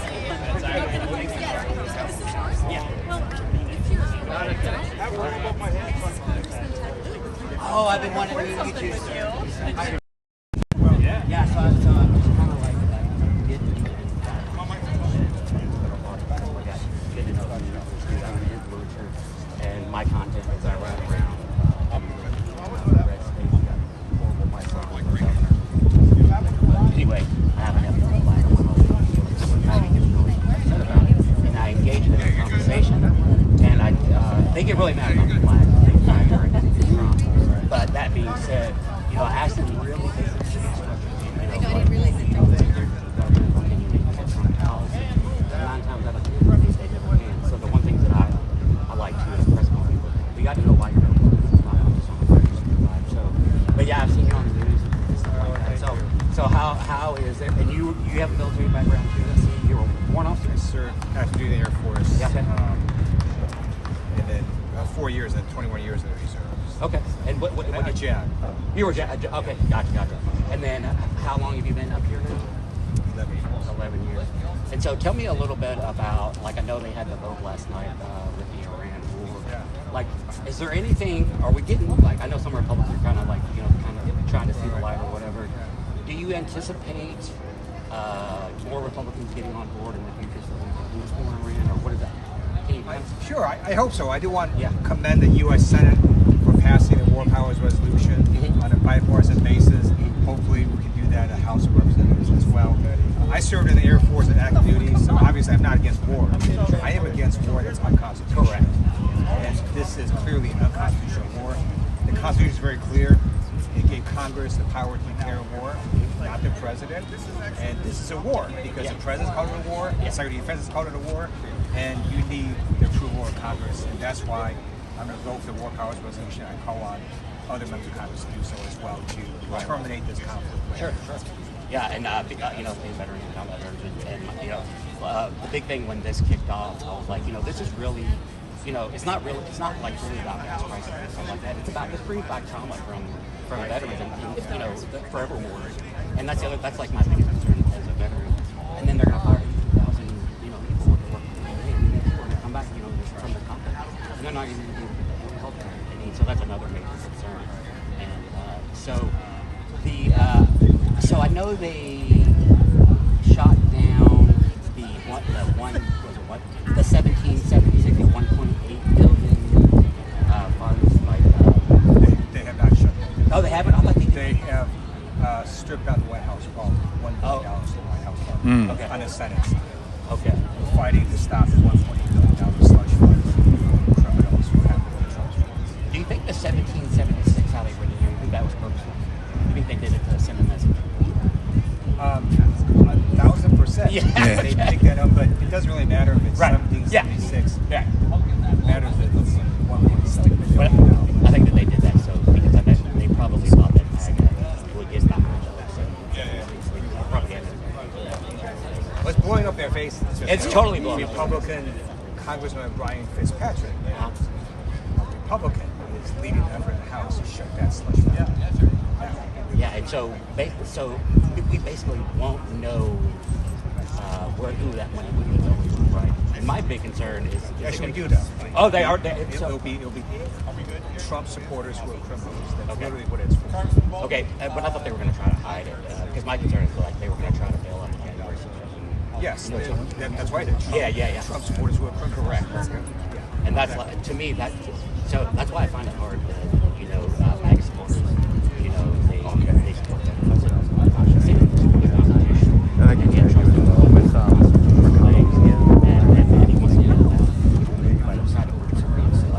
Well, not only that, it's a big slap in the face of law enforcement. Sure. 140 law enforcement officers were injured by these Trump supporters. Yeah, and I met Michael Fanone out here last year, and he told me about the story. You know, it's terrible. And, you know, at a lot of magnitude where I'm at, and I asked him on camera, I'm like, so you back the balloon, but Trump is pardoning people that attack the Capitol. So can you make that make sense to me? And then they really don't have an answer like that. Well, something else you asked them, in this same slush fund proposal, they randomly stuck a provision that basically says the IRS can never investigate Donald Trump or his family ever. In the future. Ask them. Okay. Exactly, because as Americans, IRS can audit them anytime. Why don't they get that same protection? Why just Trump and his family? How can they, you know, be okay with that corruption? Yeah, it basically allows Trump and his family to just engage in tax fraud. Right? Wow, yeah, and I saw them because I'm always looking for new things to ask Meg. You know, their big thing is just a lot of the social issues and stuff like that. But they swear up and down. Well, I guess they act like it's paid right now to pay higher gas prices, and it's a temporary problem for the fix of Iran and stuff like that. Which they don't really know anything, and I try to have that conversation. But what I have noticed, I'm gonna just give you a heads up. So even though I live in a red state, there is a shift. Now I've had some conversations. I've had people come on my debate lives and said, Dunny, you and I debated last year, and I wanted to come up here to apologize to you and tell you that you were 100% right about everything that you had said, and I don't know Trump. Like one guy was from Nebraska. They were talking because all the fertilizers up there, comes with the for moose. You know, like a lot of that's not making my farm and stuff like that. So there's a small shift in a red state where I'm at that people are kind of seeing the light. My question to you is this: so because you know people are abandoning Trump, do you think if the war in Iran ends and the gas prices get to a better level, do you think those Trump supporters will go back and support him? I'm just curious. I don't know if they will because they've seen a lot already, and it's not just these last few months. Donald Trump on day one said he would lower prices, and he did exactly the opposite. So it's not just the gas price; it's all the tariffs that he put in that jacked up prices on products across the board. So he seriously hurt American families by raising costs. And then he signed the big beautiful bill, which is the largest cut to Medicaid in U.S. history. It also cuts Medicare, and they have done nothing on ACA tax credits, so he has jacked up healthcare costs as well. And I'm guessing there's like no plan for like Trump's really not going to come up with any kind of a healthcare plan of his own that I know of. That he said he promised that he was going to do it, but we haven't seen anything. I heard he's working on concepts of plans. Yeah, we got concepts of everything, right, sir? Well, I appreciate the time. Thank you so much for talking to me, and thank you for your service, sir. Thank you for your service. All right. Have a good day, sir. Representative, can I have a couple questions? Yeah, of course. Awesome. Nice to meet you. I'm Andrew Mercado. I'm also an Army veteran. Thank you so much for talking. I'm with Mercado Media. Thank you so much, man. Got you, bud. I'm with Mercado Media. I'm an independent journalist. So it's amazing that you come out to talk to us. Oh, of course. First of all, tell us, like, what's the latest? Like, there's something passed through the Senate yesterday. Yeah, so the Senate, on a bipartisan basis, passed the War Powers Resolution to terminate the war in Iraq. We're going to introduce the resolution in the House. Hopefully we can get bipartisan support and also pass it. That will depend on at least some rational Republicans joining the Do you foresee that happening? You had a Republican join yesterday, I believe. I think there's a chance. And so we don't know until they call it. What is the short-term goal? So what happens next? So say that this passes and then you get the next bill through. What happens next, just to explain to the American people? Yeah, so I think Abraham Lincoln had it right when he said public sentiment is everything. With it, nothing can fail. Without it, nothing can succeed. So we're showing public sentiment as opposed to a continuation of this war. The American people wanted to end gas prices have skyrocketed. You have costs surging with grocery prices. Mortgage rates are now climbing. What we need that goes to Republicans to focus on lowering costs for American families and getting out of this war. What is your message to the American people right now that are kind of facing the brunt of obviously like the effects of the war? We're paying for it at the pump, we're seeing it at the grocery store, cost of living is increasing. What's your message to the American people? They call the White House and Yeah, no, I'll just, when I get to the district tonight, yeah, I'll just make sure I got it. As well and say, Hey, brother, thanks for coming out. To help American people and get us out of this war. Yeah, Stop jacking up the gas. spent a couple months. Is there anything they can do to support the bills going through the Senate? Can they call and support them? Ask them to support the War Powers Resolution that would terminate hostilities with. Thank you so much for your time. You have a wonderful day. Andrew Roman? You good? Yeah. If he's got time? You Yeah. got a couple minutes? Probably have time for a few. Yeah. Yeah. All right, thank you. Sorry, I don't want to take your... You're popular. He snuck in. He snuck in. Hey, Andrew. I got you, bro. I got you, brother. I got you. Congressman, please step back just this way a little bit. Just make sure we're in here. Yeah. We good? You're good, bro. Go ahead. Send it. Congressman Lou, I ask everybody the same question because it's what people ask me all the time. What the hell's going on around here? We are trying to keep the president from taking the country off the cliff. I'm very proud the U.S. Senate on the bipartisan basis has passed the War Powers Resolution. What's happening They're trying to get everybody out of Australia. Do you think that you're going to have Republicans join over and actually start to see that a forever war, another forever war, is not good for anybody? I think there's some.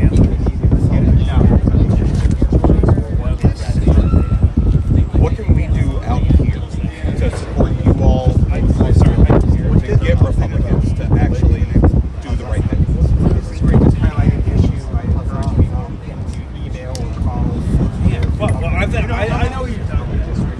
Call the White House and also understand that it's really, I'm just social media is very right.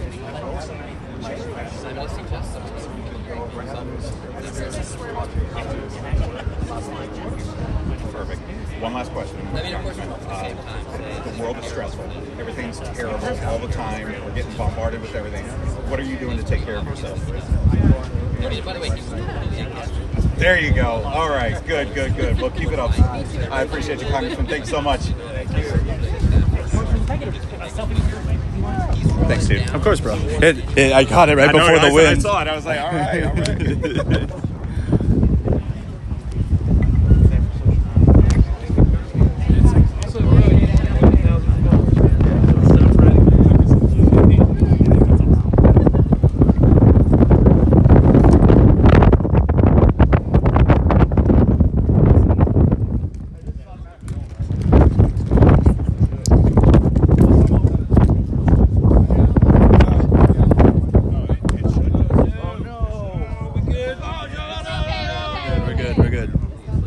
All right, chat. Well, yeah, we'll have both interviews up, but it'll be better. Like we can, in the post edit, we will fix because there was wind and stuff. So I brought my mobile mics, but I never plugged them in because I suck. When you find the truth, you realize the draft doctor in charge. Audio sucks, chat. I hate audio. Audio is dumb. I will fight audio. I will defeat audio.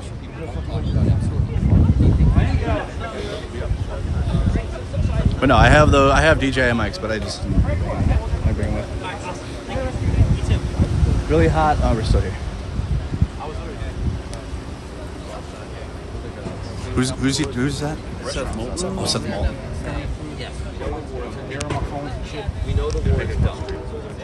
But it's I know. He was fucking dope about it. Trump is not. And I very rarely hear him French. Yeah, and then my last question. So when Trump is out of office, what happens to the MAGA movement and the hardcore, Republicans, whatever? What happens when he's out of office? Is there anybody that's in place that can carry that same vibe, or do they just kind of go on? I don't know. But a lot of Vance and Rubio, you're up next. Give it a shot. Yeah. All right, sir. Thank you so much again. Thank you for your service, sir. Super fine. All right. I gotta go get my bikes back. Okay. Did you record that? Yeah, well, as much as I could, yeah. Thank you, sir. All right, take care. Thanks again. Hi, I'm Kai. I'm the social media manager. So thank you guys for coming. Really, really appreciated it. And yeah, we're gonna get that content out. Thank you. Enjoy the rest of your day. Pleasure meeting you. I'll speak soon. Next time I'm in Boston, we got to watch backstage together. I love that. Yeah, we got to do it. We got to do it. Yeah. All right. You guys take care of yourself. Take care, guys. Yeah. Did I use that word right? Yeah, you did.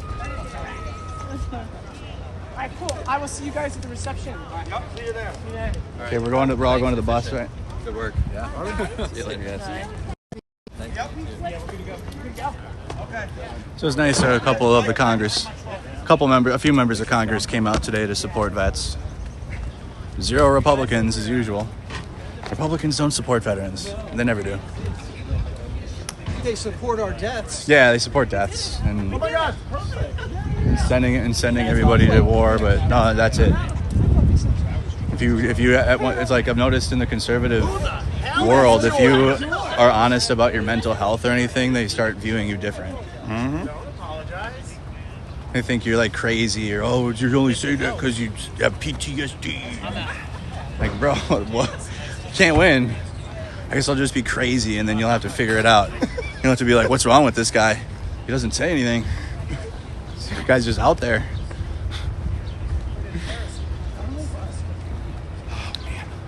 Without the heat, though, all considered, I'm actually pretty satisfied with how the day went. Yeah. I was able to do everything I wanted to do. Yeah, I got some good stuff. Yep. Edit some things up. Yep. And we got good clips. So you guys will follow the Instagram on Facebook. Also follow USMC Angry Vet here, Matt. He'll have some great content up on his Instagram. Hey guys, we have U.S. citizens. But again, just to kind of reiterate, like the main point why we came here was obviously, we've all served various levels. You had Jolly and Matt and Greg, who are combat veterans, and many people are combat veterans, but I never saw combat in the Army, when I served. I saw more combat in Ukraine when I went there and was on. Just being a third party to that it sucks. When you're like sitting in your, well, it was a B&B for me, but it'd be an apartment for anybody actually living in Ukraine, right? You're in your apartment and you're looking out the window and like you got the Ukrainian air defense teams are the only thing protecting you from the Russian drones and missiles coming in. So it's like I saw all that and I'm seeing artillery come in and then watching the Ukrainians fire their artillery. So again, I saw more active combat and was like obviously not fighting, but like in the middle of it than I was in the military, right? So I'm just honest about it, but regardless, I still put 10 years in the Army. I was stationed in Alaska. I had Fort Wainwright. I served in the 539th Transportation Company. And even though I was like a truck driver, right, we the majority of our time in our unit specifically was trained on gun trucks, right? We definitely had logistics. We had 4 full platoons of 88 mics. So a couple of the squads within each platoon would be gun truck squads. So even though like a lot of the early days I was straight up just put the load on the truck, strap it down, chain it down, literally American Trucking Sim. Right, when I play American Trucking Sim, that's like, literally delivering goods from point A to point B, right? And like that's a lot of it. But then, you keep going or you keep getting better at it, you're going to be put in a Humvee, and then you have to provide security to the logistical elements, like the Logi trucks. So you got to actually kind of learn, gun truck operations, and it's very similar. It can be pretty similar to basic infantry. Why is it plural? Because of how you have to react to contact, the method of movement of the vehicles, and you got to learn. And like we had to go through live fire ranges, so I was trained to look for IEDs, and you got to do this even as a regular logistics truck driver. But like when you're in the 915, the big semi truck, there ain't much you're gonna do about an IED. You're gonna get blown up. But that's why the gun trucks were so crucial. And like when you were learning how to operate those gun trucks, it was more than just like, okay, gun, which yeah, definitely, and like security. But you got to look out for IEDs. You got to look out for anything. You got to call it up. You're way more active on the radio in a gun truck. Like the Logi trucks, I don't even like, maybe one NCO would be saying something, but there's no purpose. Like the constant chatter needs to be through the security element. But that's where my training and like what I did. So it was logistics in terms of like full on point A to point B to point C and back, driving goods, and then also convoy security in a Humvee. Well, an 1151A1 up armored Humvee. Never got it signed an MRAP until we got deployed. But it was just a Cayman, which is basically like a medevac type of MRAP, but not a gun truck.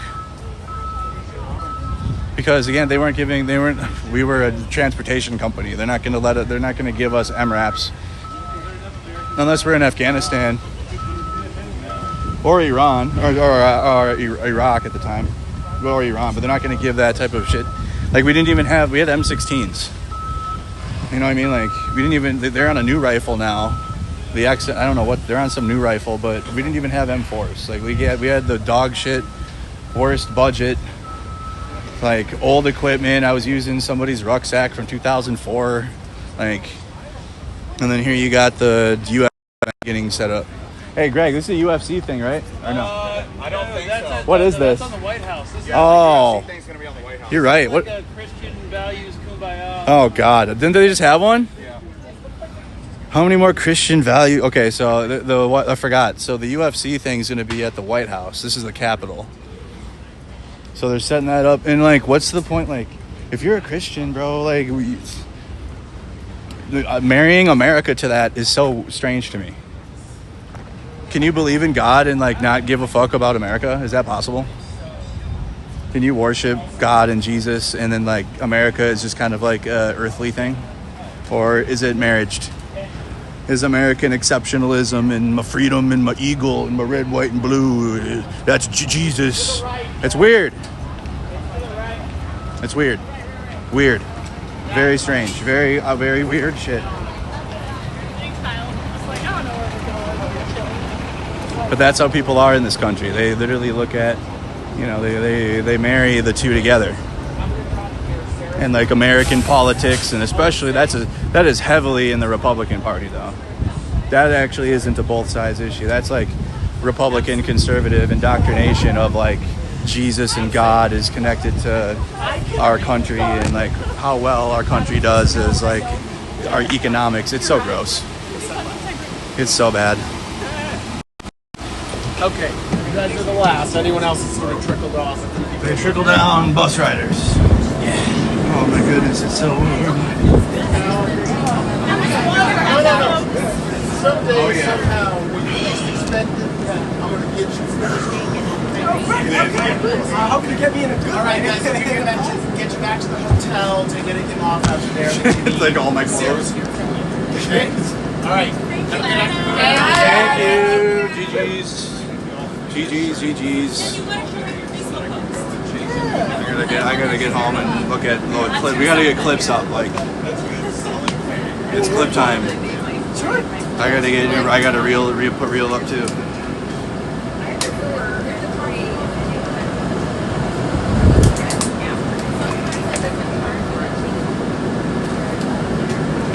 Just enough.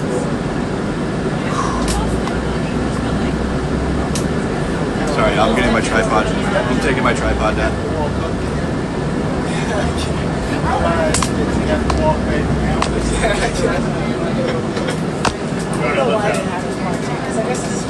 I'm ready to smoke a fat joint. The fattest joint. Yeah, we can smoke now. That's what it says on the production. What did it say, man? National Memorial. Hey, what up, Big Spider Mike? Hope you guys are doing well in Portland. We're doing what we can, man. That's what it said on the Vets tapped in. We're out here. We're in DC telling Congress like end the war. Again, you got to look at it. I mean, not a single Republican came out. But when Democrats came out, I still wanted them to tell like, what do you expect the American people to do? And they did answer. Representative Delusio, Representative Ted Lieu. They're very nice of them to like just kind of. They were like going to sit there as long as it took, I think. In the pink. So, but remember that 0 Republicans, 0.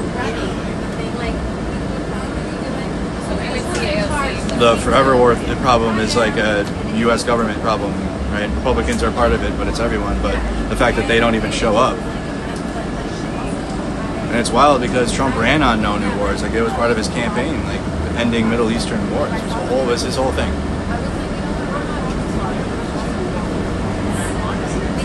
Yeah, and then you had in the morning we had a press conference, and it's already up on Mercado Media. But we talked with Tammy Duckworth and Tim Kaine. I have Ted Lieu in my brain. Tim Kaine, and then who was the other senator that was there? Gallego. Ruben Gallego. Yep. Very good. Very good. So you guys will have to go watch that stream to see that press conference. But they did talk to us early in the morning, or earlier today. We went to a bunch of Republican offices too. Yeah. Did they talk to you or no? None of the representatives talked to us. One chief of staff spoke to us, and then another Veterans Affairs coordinator spoke to us. It was very things are fluid right now. We're not. Things are We fluid. haven't made a decision yet. Very political. Yeah, bullshit. PR speak to you. You got PR spoken. But public relations. Where is this stream? It's on YouTube. Mercado Media on YouTube.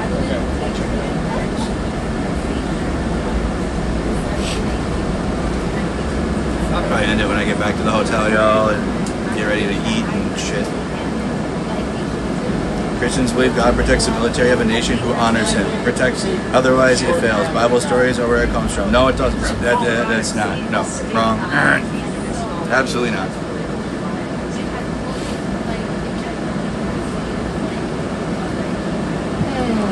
God protects the nation. What in the...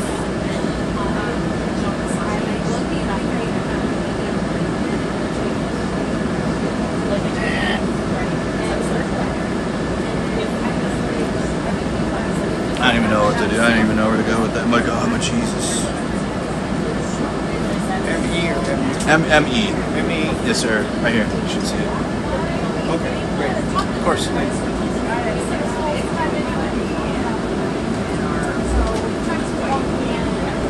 Kind of share some funnies.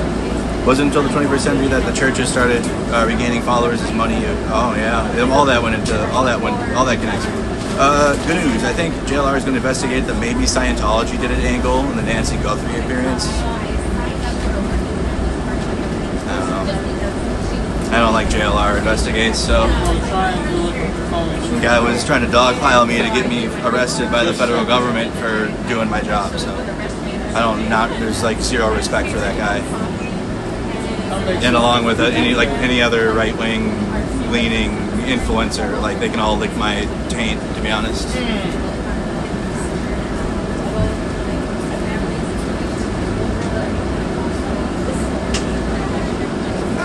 But you guys, it's a hard time for anyone. I have a child who's disabled, and there's a lot of stress, and they're worried.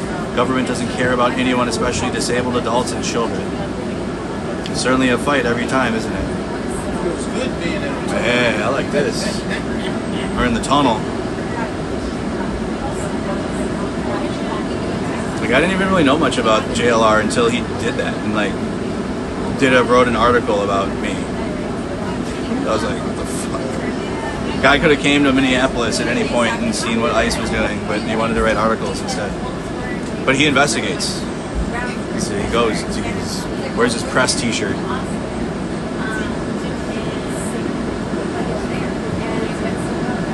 Ah, I see what you're saying. Yeah. My parents just retired, and them trying to find a primary care for a physician has been impossible once they found one for her. My mom, her appointment is 5 months out. Wow, you gotta wait 5 months for an appointment on that.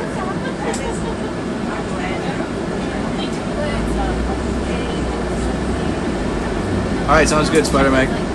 Thank you for tuning in. Custom Medicaid and Medicare are already happening, and I've been denied my knee brace, and my appeal for my knee braces have denied, along with a wheelchair, which has been denied. And as your baseball, my team manager is doing an MS fundraiser. Yes, so if you guys want to support that, I shared it to the Facebook group. It's our manager of our softball team.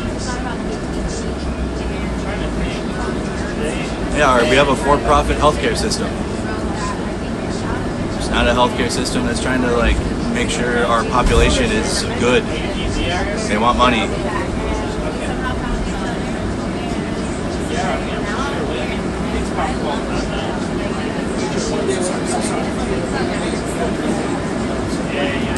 Ask the DAV how they have to fight for VA benefits. You know, the best thing to come out of the Scientology stuff, I think, has been the people doing they run in there and do video content. Try to see how far they can get into the Scientology back rooms of the building. Like that's what do they call it? The speed runs. It's been the best thing to come out of that. Beyond that, though, yeah.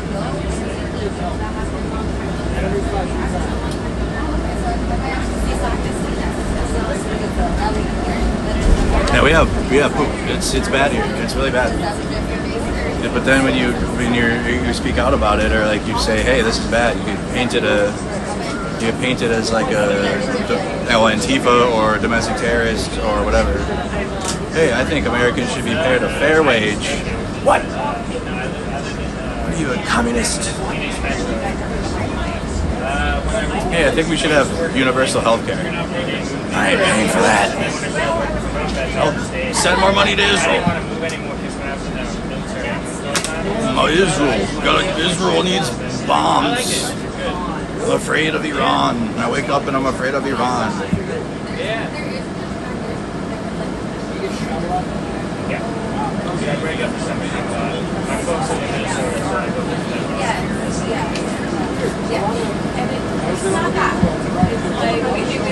Just a stream. Yep. Oh, that was earlier today. So I did an earlier stream. So all you gotta do is just click my channel. Oops. And then live, and then the press conference was right there. There you go. Yeah. For sure, buddy.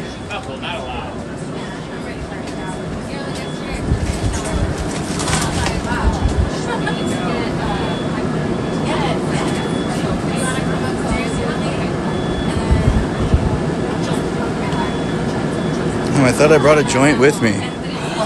Damn it. I'm gonna go roll one. I'm gonna have to go roll the joints. We're going to the Dubliner later. Thank you, guys. Thank you. Thank you, driver. Thank you guys so much. A bus. A bus sim driver. All right, y'all. I'm gonna sign out. Okay, GG's today. Did more of a stream than I thought. I didn't expect it. I was just gonna do video because it was like a video content thing. Because like I do what I can with content, but most of my stuff is like on the ground coverage of real life. Like I don't really do like videos, I guess, which I want to. I just suck at it. I suck at it so bad.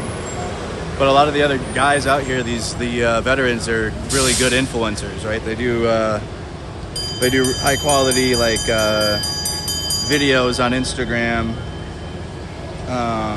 Where are we at here? Am I off the bus on this stream? Hold on, y'all.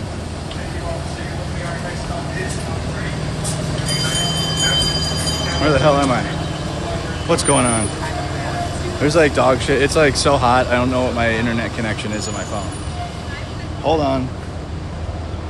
I can't see the stream. Oh boy. Hold on, y'all. We should be live still.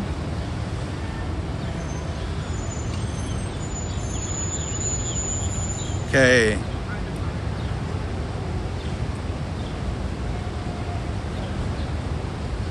What the fuck is up, YouTube? Is it broken?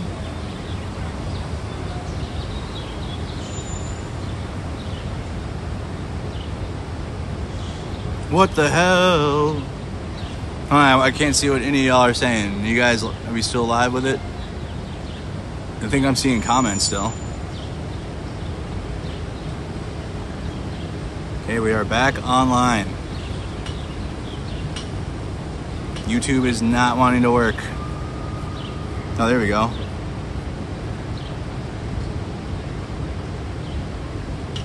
What is happening? Guys, my YouTube is like broken right now. Well, if you guys can see this, GG's. But again, like I'm out here with, you know, bigger influencers, and they're a little better at doing the Instagram stuff and the TikToks and whatnot. We put up content of like newsy stuff. It's kind of boring. It can be boring, but it's still important. I can't tell if I'm live still or not. I don't know what's happening. Am I live on Twitch at least? YouTube is none of these sites are loading. I don't know what's happening. It's like we got a blackout here.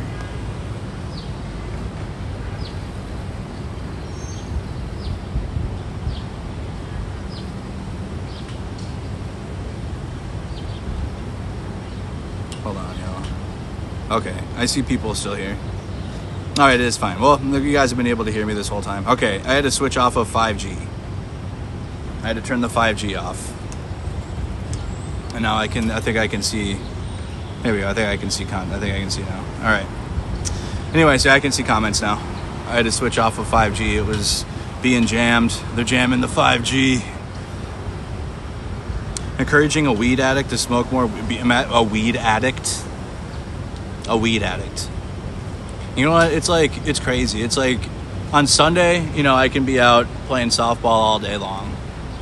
You know what I mean? Just chilling out, playing softball. On Monday, yesterday, also had softball, but was at home. I streamed a little bit at home, played video games, and I'm still out here in Washington, D.C. telling Congress to fucking end the war. Talking about an addict. Fuck you talking about addict. You know, I was an actual addict, like back in the day. I couldn't do anything. I was just wanted to do drugs all day. Okay? I am in recovery. Shout out to everybody in recovery. But when I was actually addicted to drugs, I was only doing drugs. I was not doing like 10 things at once and talking to U.S. Congress and advocating for veterans. I was just not doing anything. No, it's not a battery problem. Smoke one right. I'll have one with y'all. I can do this. But no, when you're in actual addiction, you're not like doing anything else. You're living life to fulfill your habit, and that's it. I don't even know what that means. I'll smoke to that though. But GG's guys, I think it was a successful day.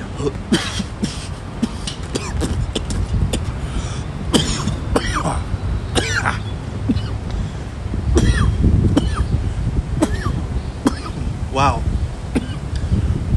I haven't smoked all day.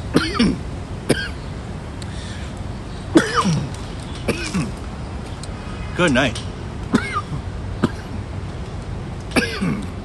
That was a good one. A little harsh. Oh man, this vape has hands. This thing has hands, dude. Hit back. But overall, though, I mean, I would say of all of the Washington, D.C. advocacy events I've done, this is top two. I'm not going to say it's the best one, because that would have to go to the 2023 Fall Ukraine Action Summit, in which we were successful in getting long-range weapons to Ukraine so they could use them in defense. Like, listen. And I would kind of like to pick the brain of other people about this, because I've kind of loosely heard proxy war when it comes to Ukraine from people that are more left than me, and we need to talk about that, man. There's no proxy nothing with that. Like, I understand the hesitancy because it's American weapons and American support to Ukraine, but like, was it? We were giving them nothing. We were giving them I completely understand the argument of why cutting funding to Israel is important, because we give them billions of dollars automatically. We are forced to support them, right? Like supporting Ukraine is like a personal decision. The amount of money that Ukraine was getting and where it was coming from already existing stocks of weapons, right? Like, so you got like, you know how we have weapons manufacturing and new weapons come and we give new weapons to like Israel or whatever to bomb kids. Ukraine was getting our motor pools of like already existing Humvees and things that taxpayers paid for the war on terror, for Vietnam, for the Cold War, World War II, because yes, they were getting World War II shit. And they have Civil War era weaponry as well. And they have every era's weapon is out there in Ukraine being used by both Russia and Ukraine. What's up, bro? Yeah. Yeah, something. Yeah, what do you guys got? What's up, Stream? What's up, Stream? How y'all doing, man? What's up, Stream? What you streaming about? I'm talking about news, bro. News? Peace, love, positivity. Hey, look. Positivity. Peace, love, positivity. Hey, look, I got this right here for y'all. Come on, man. Let's all come together. If we all come together, I promise we can unite. We can overcome everything we got going on. That's all we need to do. Unite. Oh, yeah, bro. That's my message. Appreciate Have a nice one. Hey. Appreciate it, bro. You guys have a good one. You too, bro. I appreciate you. There you go. People that live here, people that live in DC are cool. Like, it's always like that every time. I remember I was streaming one time walking through DC and someone came up and chat was like, oh no. I'm like, no, it's fine. Like, here, what's up? So anyways, now I forgot what I was talking about. But it was a good message there from people walking. I was talking about why I advocate, why I am here advocating to end aid to Israel and forever wars in the Middle East, and why I would advocate for aid to Ukraine, right? And in my head, it's not contradicting messaging. It's not a contradicting position. There's zero U.S. soldiers dying to defend Ukraine or go to fight in Ukraine and die. Number two, Ukraine's never asked for that. They don't expect U.S. soldiers. They don't expect the U.S. And every single time that we hear from Ukraine, it is always a thank you. Thank you for helping. Thank you for doing this. It's every single time. Thank you so much for helping our country. Thank you for helping us defend against fascism, which is what Russia is. Russia's doing to Ukraine what Israel's doing to Palestine. Okay, Palestine's a smaller piece of land in which Israel is able to carry out a genocide very fast. Whereas Russia, it's taking a long time, and you had NATO powers assist Ukraine limited. But you had it existed, right? Whereas in Israel, it's our Air Force is flying over Jordan and Iraq to shoot down drones. Whereas in Ukraine, it's good luck, GG's. We'll give you a weapon system maybe in 6 months. But with Israel, it's expected, right? That's the difference. With Israel, they're like this. What the why do we not have our weapons right now? Why we need to be bombing kids and you can't give us that? Wow, what are you, anti-Semitic? Right?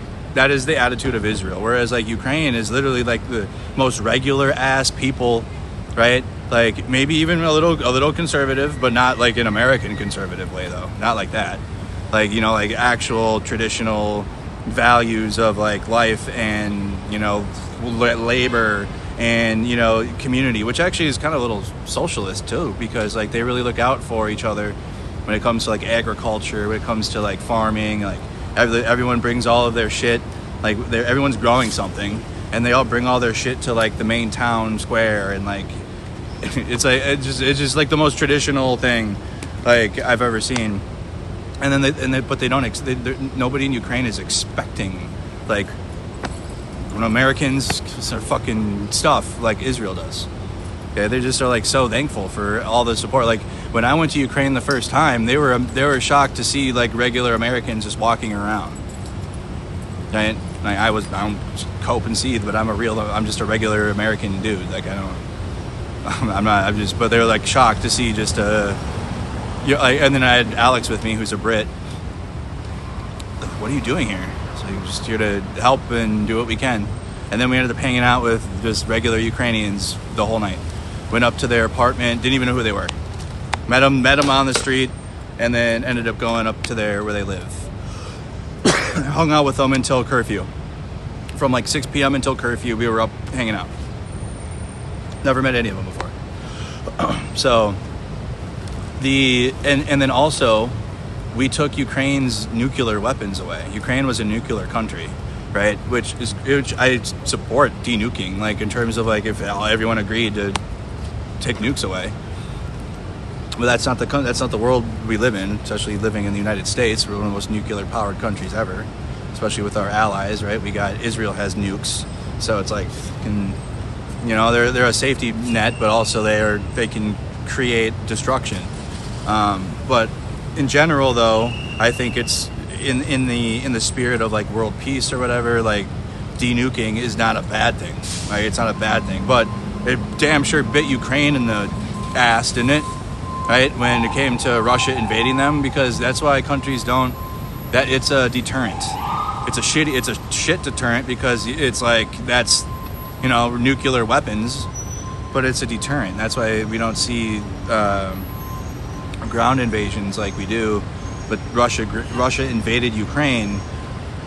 They didn't have nuclear weapons to defend them. Like they didn't have big weapons. Like just recently in the last 4 years, they've had to develop their own weaponry, which is fine. I support that too. Like, there was never a situation in which it was a burden. Like what we're seeing right now is an absolute burden on the American people, brother. Like in terms of the gas prices, we can be honest too, like watching what the Israeli military and the IDF and the US Air Force bomb churches, bomb school kids also is a very relevant point, right? But at home, we're feeling the gas prices, we're feeling the affordability, we're feeling the effects of this war and like what we're doing, right? It is directly impacting everyone's ability to live under capitalism, because that's what our system is. And in capitalism, what is it? Make money and live. That's it. Or don't make money and die. So the part of where our existence is to make money is getting hard, because we're having to shill out more money to support this war, and then pay more at the gas pump and then at the grocery store or wherever. And then this Trump ran one of his political positions when running for office in 2024 was to end these wars. That's why there was kind of a cringe, and I called it out. I said, this is weird, seeing anti-war, like, probably leftists, but I don't know, maybe there are anti-war conservatives like that, and they're just like hidden in there. I don't know, man. But there was more like it was almost kind of like okay, Trump said he's going to end all wars, like let's only focus on Kamala. Like, I get it for sure. Like, you got to hold both parties accountable. That's definitely important to do, and I do appreciate people that do that. However, there was like lack of attention at all on the Republican Party, which is diabolical, because it's like the Democrats will slow roll it, right, for sure. Every time the Republicans full send into war and don't think about it. They've never been an anti-war anything. So the idea that there was anti-war messaging coming out of Trump, and then also there was the protest, that was the anti-war protest, kind of being absolutely lax on the Republican. They were not going hard at the Republican Party at all. At zero. Like, let's just be honest, bro. They were not. Like, they can say they were. They weren't. But the Republican Party is like the ultimate. Like, we're going fucking full fascist. You know what I mean? Like, and whether you like it or not, we're not going to slow down. It's going to be full send. We're going to bomb Iran. You woke up on that Sunday, February 29th, and realized we were at war. Like, that's how the Republicans always go. So I was super cringed seeing the lack of anti-war attention at the Republican Party. It was wild. It was a very wild thing to exist in 2020. Well, watching 2024 play out, it was all bad all around. That's why we're in this situation now, 2 years later. It was just dog shit, dude. But anyway, so with Israel, right? Again, it's almost like we are obligated to give them our tax money to go to war. Like and then with Israel, like with Ukraine is not at war to try to occupy land that is not theirs. Like Ukraine is not at war to try to, go to Russia and like, oh, this is actually Ukrainian territory now. But like we're gonna continue to advance further and further into Russia until Moscow is ours. Maybe you have some, obviously because of the war and because Ukrainians are subject to Russian bombs every day, they're like, fuck yeah, we should go take Moscow if we could. Like we could run that better. The war would be done. But like the position of the state of Ukraine and the government and what they're doing in terms of like their military actions is to just protect and defend their own country and restore their own land, which is Luhansk, Donetsk, and Crimea, okay, which is Ukrainian territory. That is Ukrainian land. That is their country, and Russia is occupying that. Russia's doing in Israel to Ukraine. Like Israel has the West Bank, and then now they're fucking occupying Gaza and more parts of Palestine. They're moving up into Lebanon. That is Russia. Okay, Israel's gonna occupy parts of southern Lebanon. And going to continue to try to move further up into Lebanon. And the same shit Russia's doing.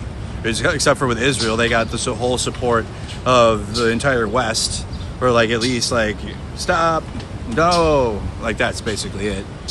But they have the entire support of the West to do their imperialism, and it's like they can just continue to advance further. So, and Ukraine is just trying to restore their own, their own borders.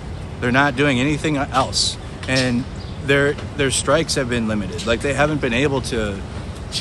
We had to fight to get Ukraine to be able to have a long-range weapon. Like they didn't have them up until 2024. Like I think it was spring 2024, because we had to fight for it to help Ukraine out. Because like we have weapon systems that can go far, but Ukraine had the fucking the one that was governed. Like in a vehicle where you have a governor in it, to where you're driving and like it won't go past a certain amount of like that's what we gave Ukraine, weapons with a limit on them. Like literally, that's how that shit went. It was literally the most like held back shit.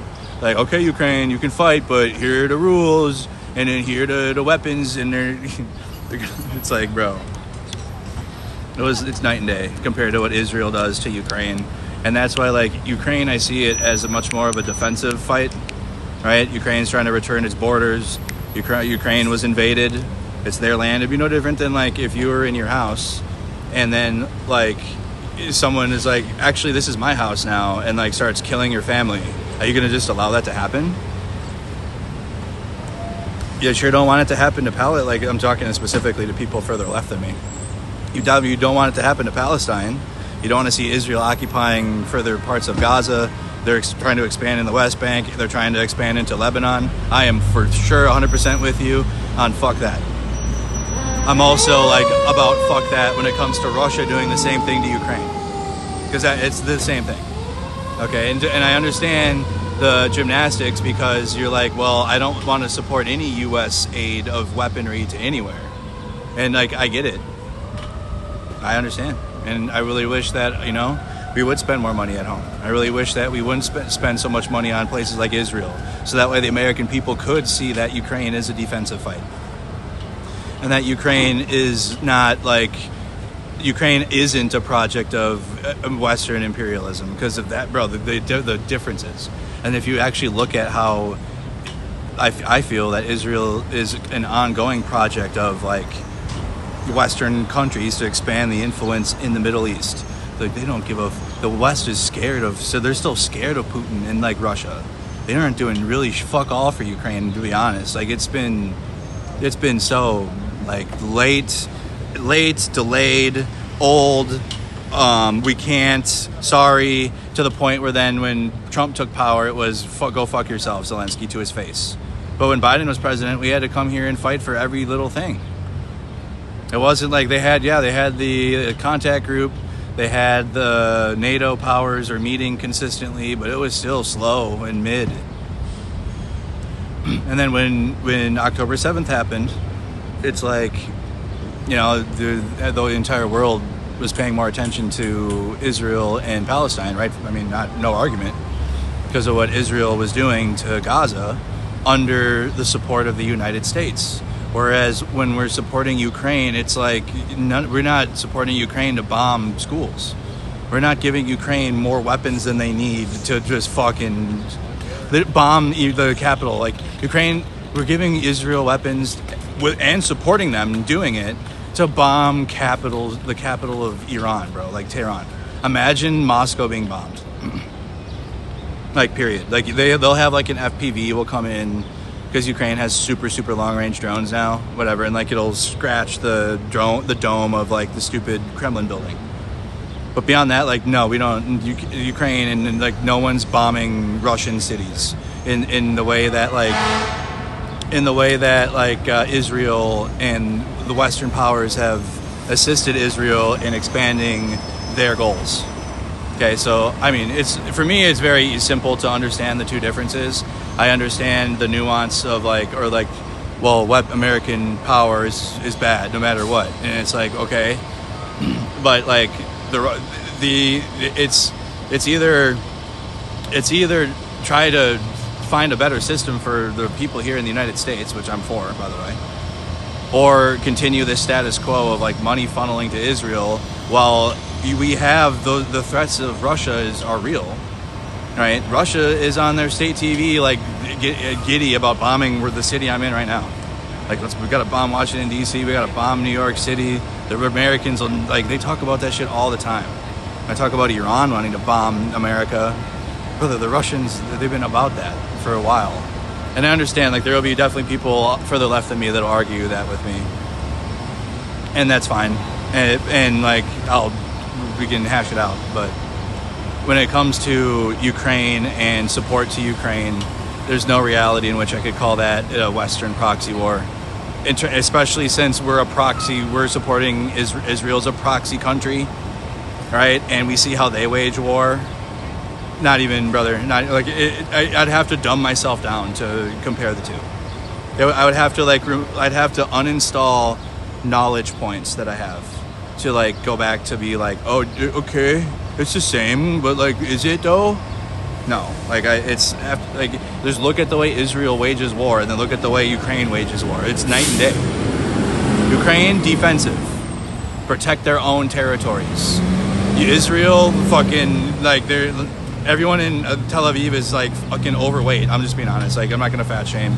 But, like, you know what I mean? Like, I look at Ukrainians coming back from being in captivity, or, like, they're not living in, like, luxury here.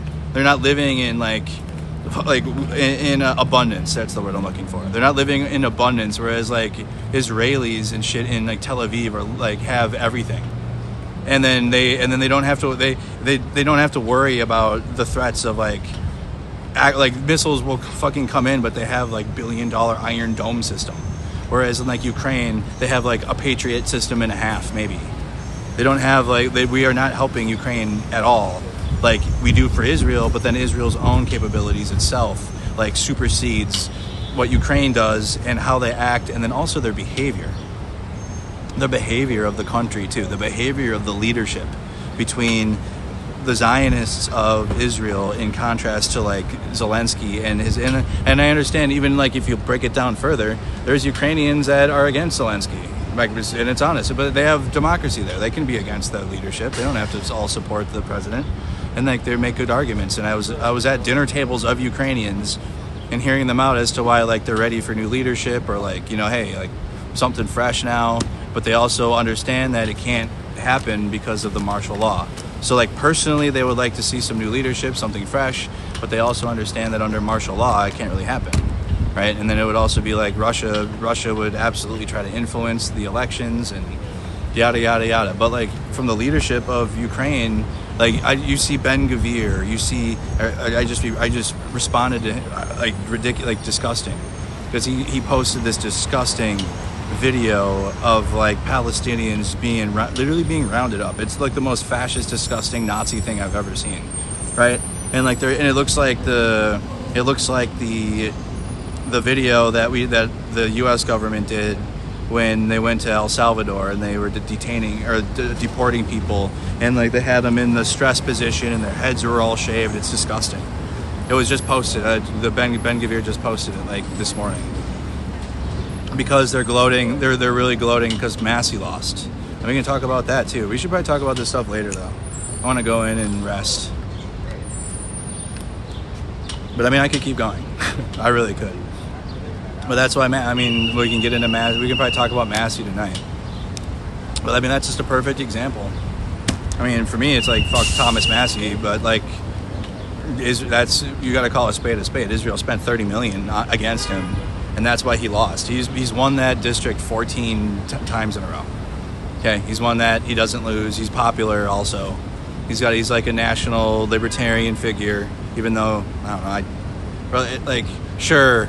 But like he's been a MAGA cuck like until the Epstein file thing. I don't know, man. Whatever, dude. Support who you want. Support Marjorie. Fine, go ahead. Go support the space laser lady. Or I'm not supporting any of these fucks. Like I'm seeing a lot of people like, oh man, Thomas Massey. It's like, bro, like okay, and I'll like call out the bullshit that Israel spent $30 million on that campaign. But I'm not gonna pretend like Thomas Massey was not a MAGA the whole time. Up until the Epstein file thing. That was it. He voted like he was MAGA. So you have this Israel class now within MAGA that has a lot of money to it, and like a lot of these MAGA libertarians, I guess that's what it's gonna be. They're gonna rebrand as libertarians, even though like they started that way. They did. I'm gonna be honest. Like they did start libertarian, but MAGA made them MAGA. Yeah, and then now, like again, the Epstein file stuff. Now we're not. We're against it now because Epstein files. Like, but they go along with everything. Same with like Liz Cheney. She became a liberal darling or whatever, and I'm like, bro, 95% of Trump policies, for sure, definitely. Because people are looking for other people to leave and like, you're one of us now. We got to protect you because you've left the cult and now you're one of us. It's like it's kind of weird, isn't it? It's like I get it. I'm not gonna like, you know, when Marjorie or Massey or these Republicans are going against the grain, I'm not gonna be in their responses like, but I'm not gonna do that because like I'm gonna just look like a fucking dork. People are just gonna look at me sideways, be like, why are you like? It's like stopping it, like, you know, like let them destroy themselves, basically. Like don't ruin a good thing, you know what I mean? And also, if Massey can come out on the right side of at least a couple issues, it's not a loss. There's no net loss, especially if like he's already on the right. When anytime you can get, like yesterday when the bill passed through the bill advanced through the Senate. It's like a preliminary bill to get to the next bill that the Senate has to pass, but they got a Republican to sign on with the Democrats. So like anytime that can happen, you got to take it. So it's like not something like politically you really want to be like reminding these Trump MAGA cast outs. Like there'll be a time for that. I think there will be a time for that when they want to become relevant again in the politics, and then you remind them. But for now, while they're irrelevant now, I don't think you really like fuck with that. So, but I mean, it's not like Massey was wrong about the Epstein file stuff. That's why I don't really have anything to argue with that, with the Epstein files, or again his gripes of like spending, like, and at least like I am more nuanced when it comes to foreign spending, right? But like, if your stance is no foreign money, no matter who it is, which Massey has been consistent on that, which I would disagree with him. But he's against no money at all to any country. I guess, like, I don't know. I'm not like, I want Americans to be taken care of too. We signed that Budapest memorandum though. And like, we also have, because we are a part of alliances and because we are a part of shit that other countries pay for, because other countries pay for American security and their taxpayers pay for us, for our military to be around. There's like a whatever, but like I wouldn't like disregard somebody making that argument is what I'm saying. But like with Massey, he was consistent across the board about no foreign money to like anyone, right? Even that's why he was against Ukraine, he was against Israel, he's against all of it. So he was at least like consistent on it. But it's wild though, is like, cause he's been consistently anti anything foreign, nobody gets our money. Okay. And then as soon as he starts calling out the Epstein files and then makes a hard stance, cause like, I mean, we're at war with Iran now. Like we've only like the war with our aid to Israel has only gotten more, and like we're only entrenched further into this. So that's why he's also kind of met the moment when it comes to Israel as well, and has been vocal about it. And it's wild how just those two, which again he has been consistently anti-foreign, nobody foreign gets our money, and then the Epstein files, and that's what. Full send, $30 million against him, and then the Epstein class. It's wild. It's really wild. So I mean, but it is what it is, man. I mean, that's maybe more Republicans will wake up out of that. I don't know. But also too, I talked to Matt, and maybe he can talk. I want to talk to him more because he's from Kentucky, and he said Kentucky politics is very different. Did you see how many people voted in the election? Well, not many, right? Well, how many people voted? 6,000 people? Really? Or like what? It wasn't that much. Like it's red there, but they don't care. Like they're not showing up to vote. So that's kind of how like it goes in Kentucky. But if you're wondering like what the fuck. Yeah, it was a very low amount of people that participated in the election in Kentucky. But it's crazy though, with just like spend some money, you can get people out there to vote. Or I don't know, you just bought the election probably, I don't know. But alright guys, I'm gonna go in. Fuck yeah. Hold on, stand by. Found a little surprise.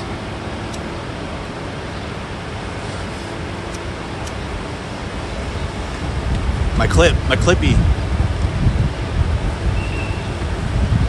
But overall though, yeah, I went into a big rabbit hole because I said this was one of my top 2 advocacy events, and they could sound like they contradict each other when like for one advocacy event I'm advocating for support to a country that's at war, and for this one I'm like fucking end, not even just war, but we need to end all money to Israel and end the war in Iran.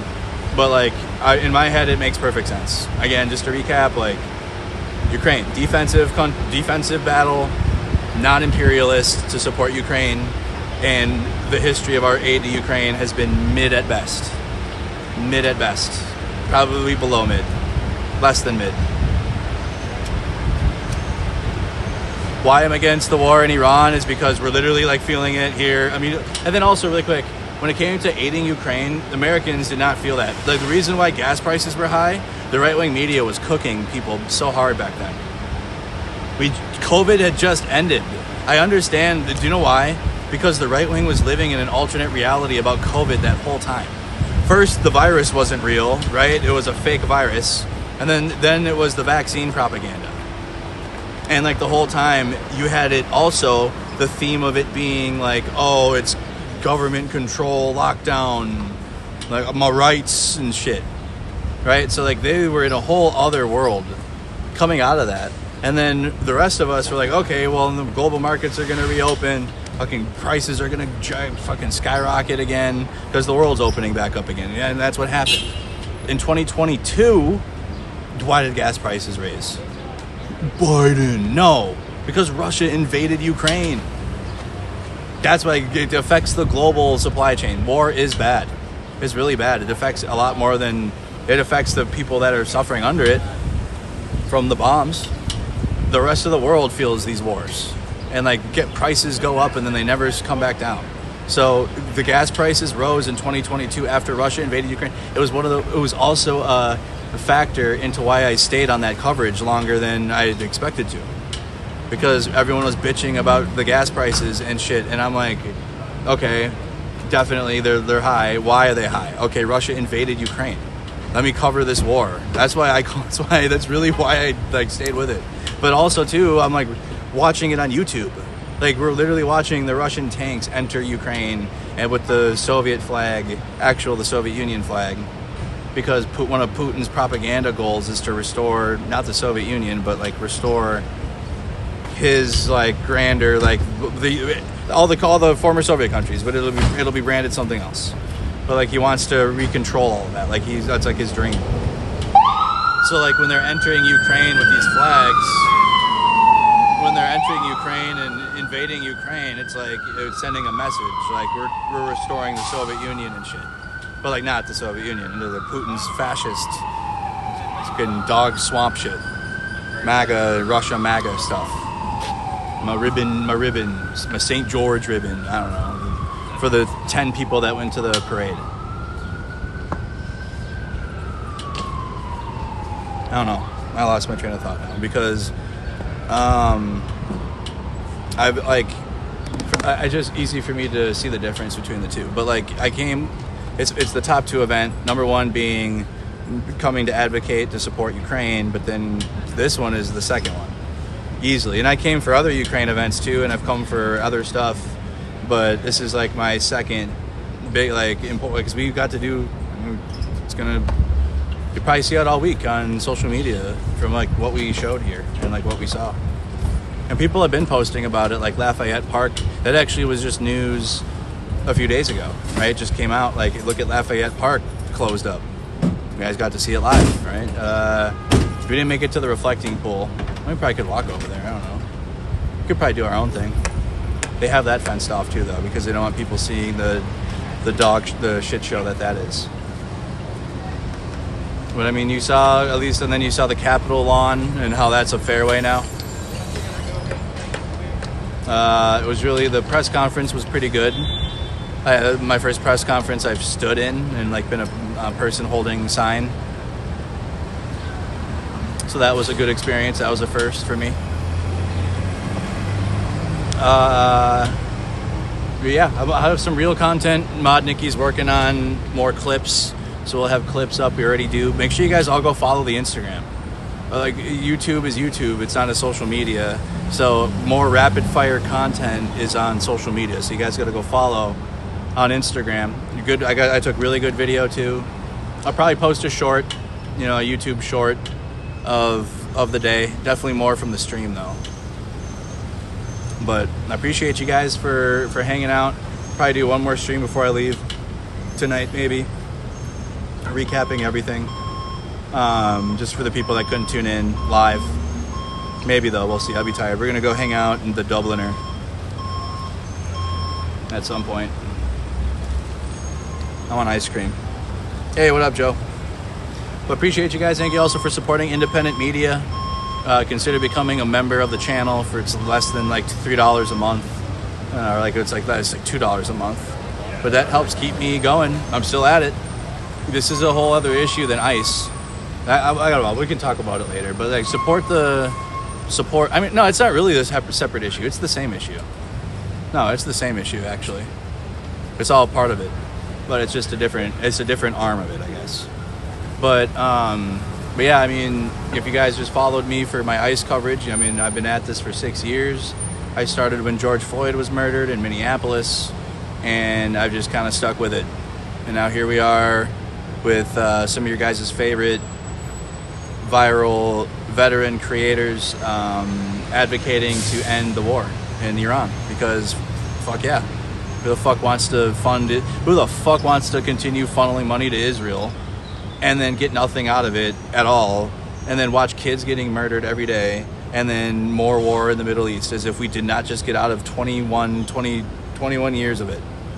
That did nothing but raise prices of everything. The Patriot Act, fucking Homeland Security, Chungus, ICE remember, we can get into it later. I'm gonna keep ranting otherwise, because I'm tired of stupid people.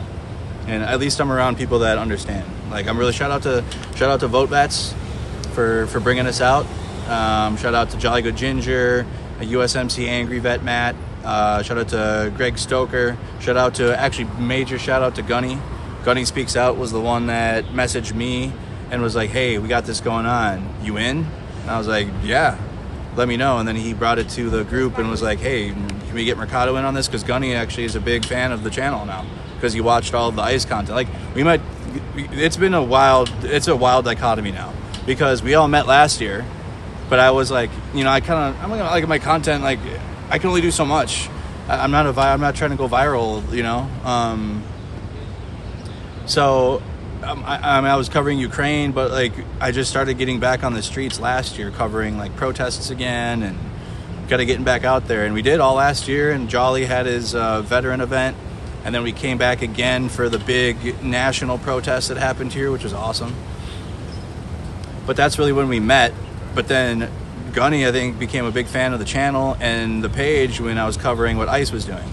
He was always in the comments and always was saying, hey, checking in and stuff. And Jolly was there on the ground. So, I mean, as soon as Gunny was like, hey, can Mercado come? Jolly was like, yep, he's in. So, yeah, there's 5 veteran influencers. I'm a YouTuber, journalist, but the other guys are much bigger viral creators than I am. But really, really good job for all of them. And then also the veterans that came out to support too, like the ones that are part of VoteVets. And then, there was some people, Jolly put the word out on his Instagram, and then there were some vets that came out at the press conference. Shout out to them for coming. And then, yeah, I think that, then shout out to all you guys for supporting the stream and for supporting it. Again, I didn't have to raise money to do this because VoteVets flew me out and covered the lodging and all that. But beyond that, thank you guys for being a supporter of the channel and supporting independent media. I'll see you guys soon. Clips and reels on Instagram and Facebook, so go check that. I'll post a couple on Discord, but I need your guys' support on my social media though. I need you guys' support on there, so go follow that and go check out Mercado Media on Instagram. Yeah, all right, see you guys later. Peace.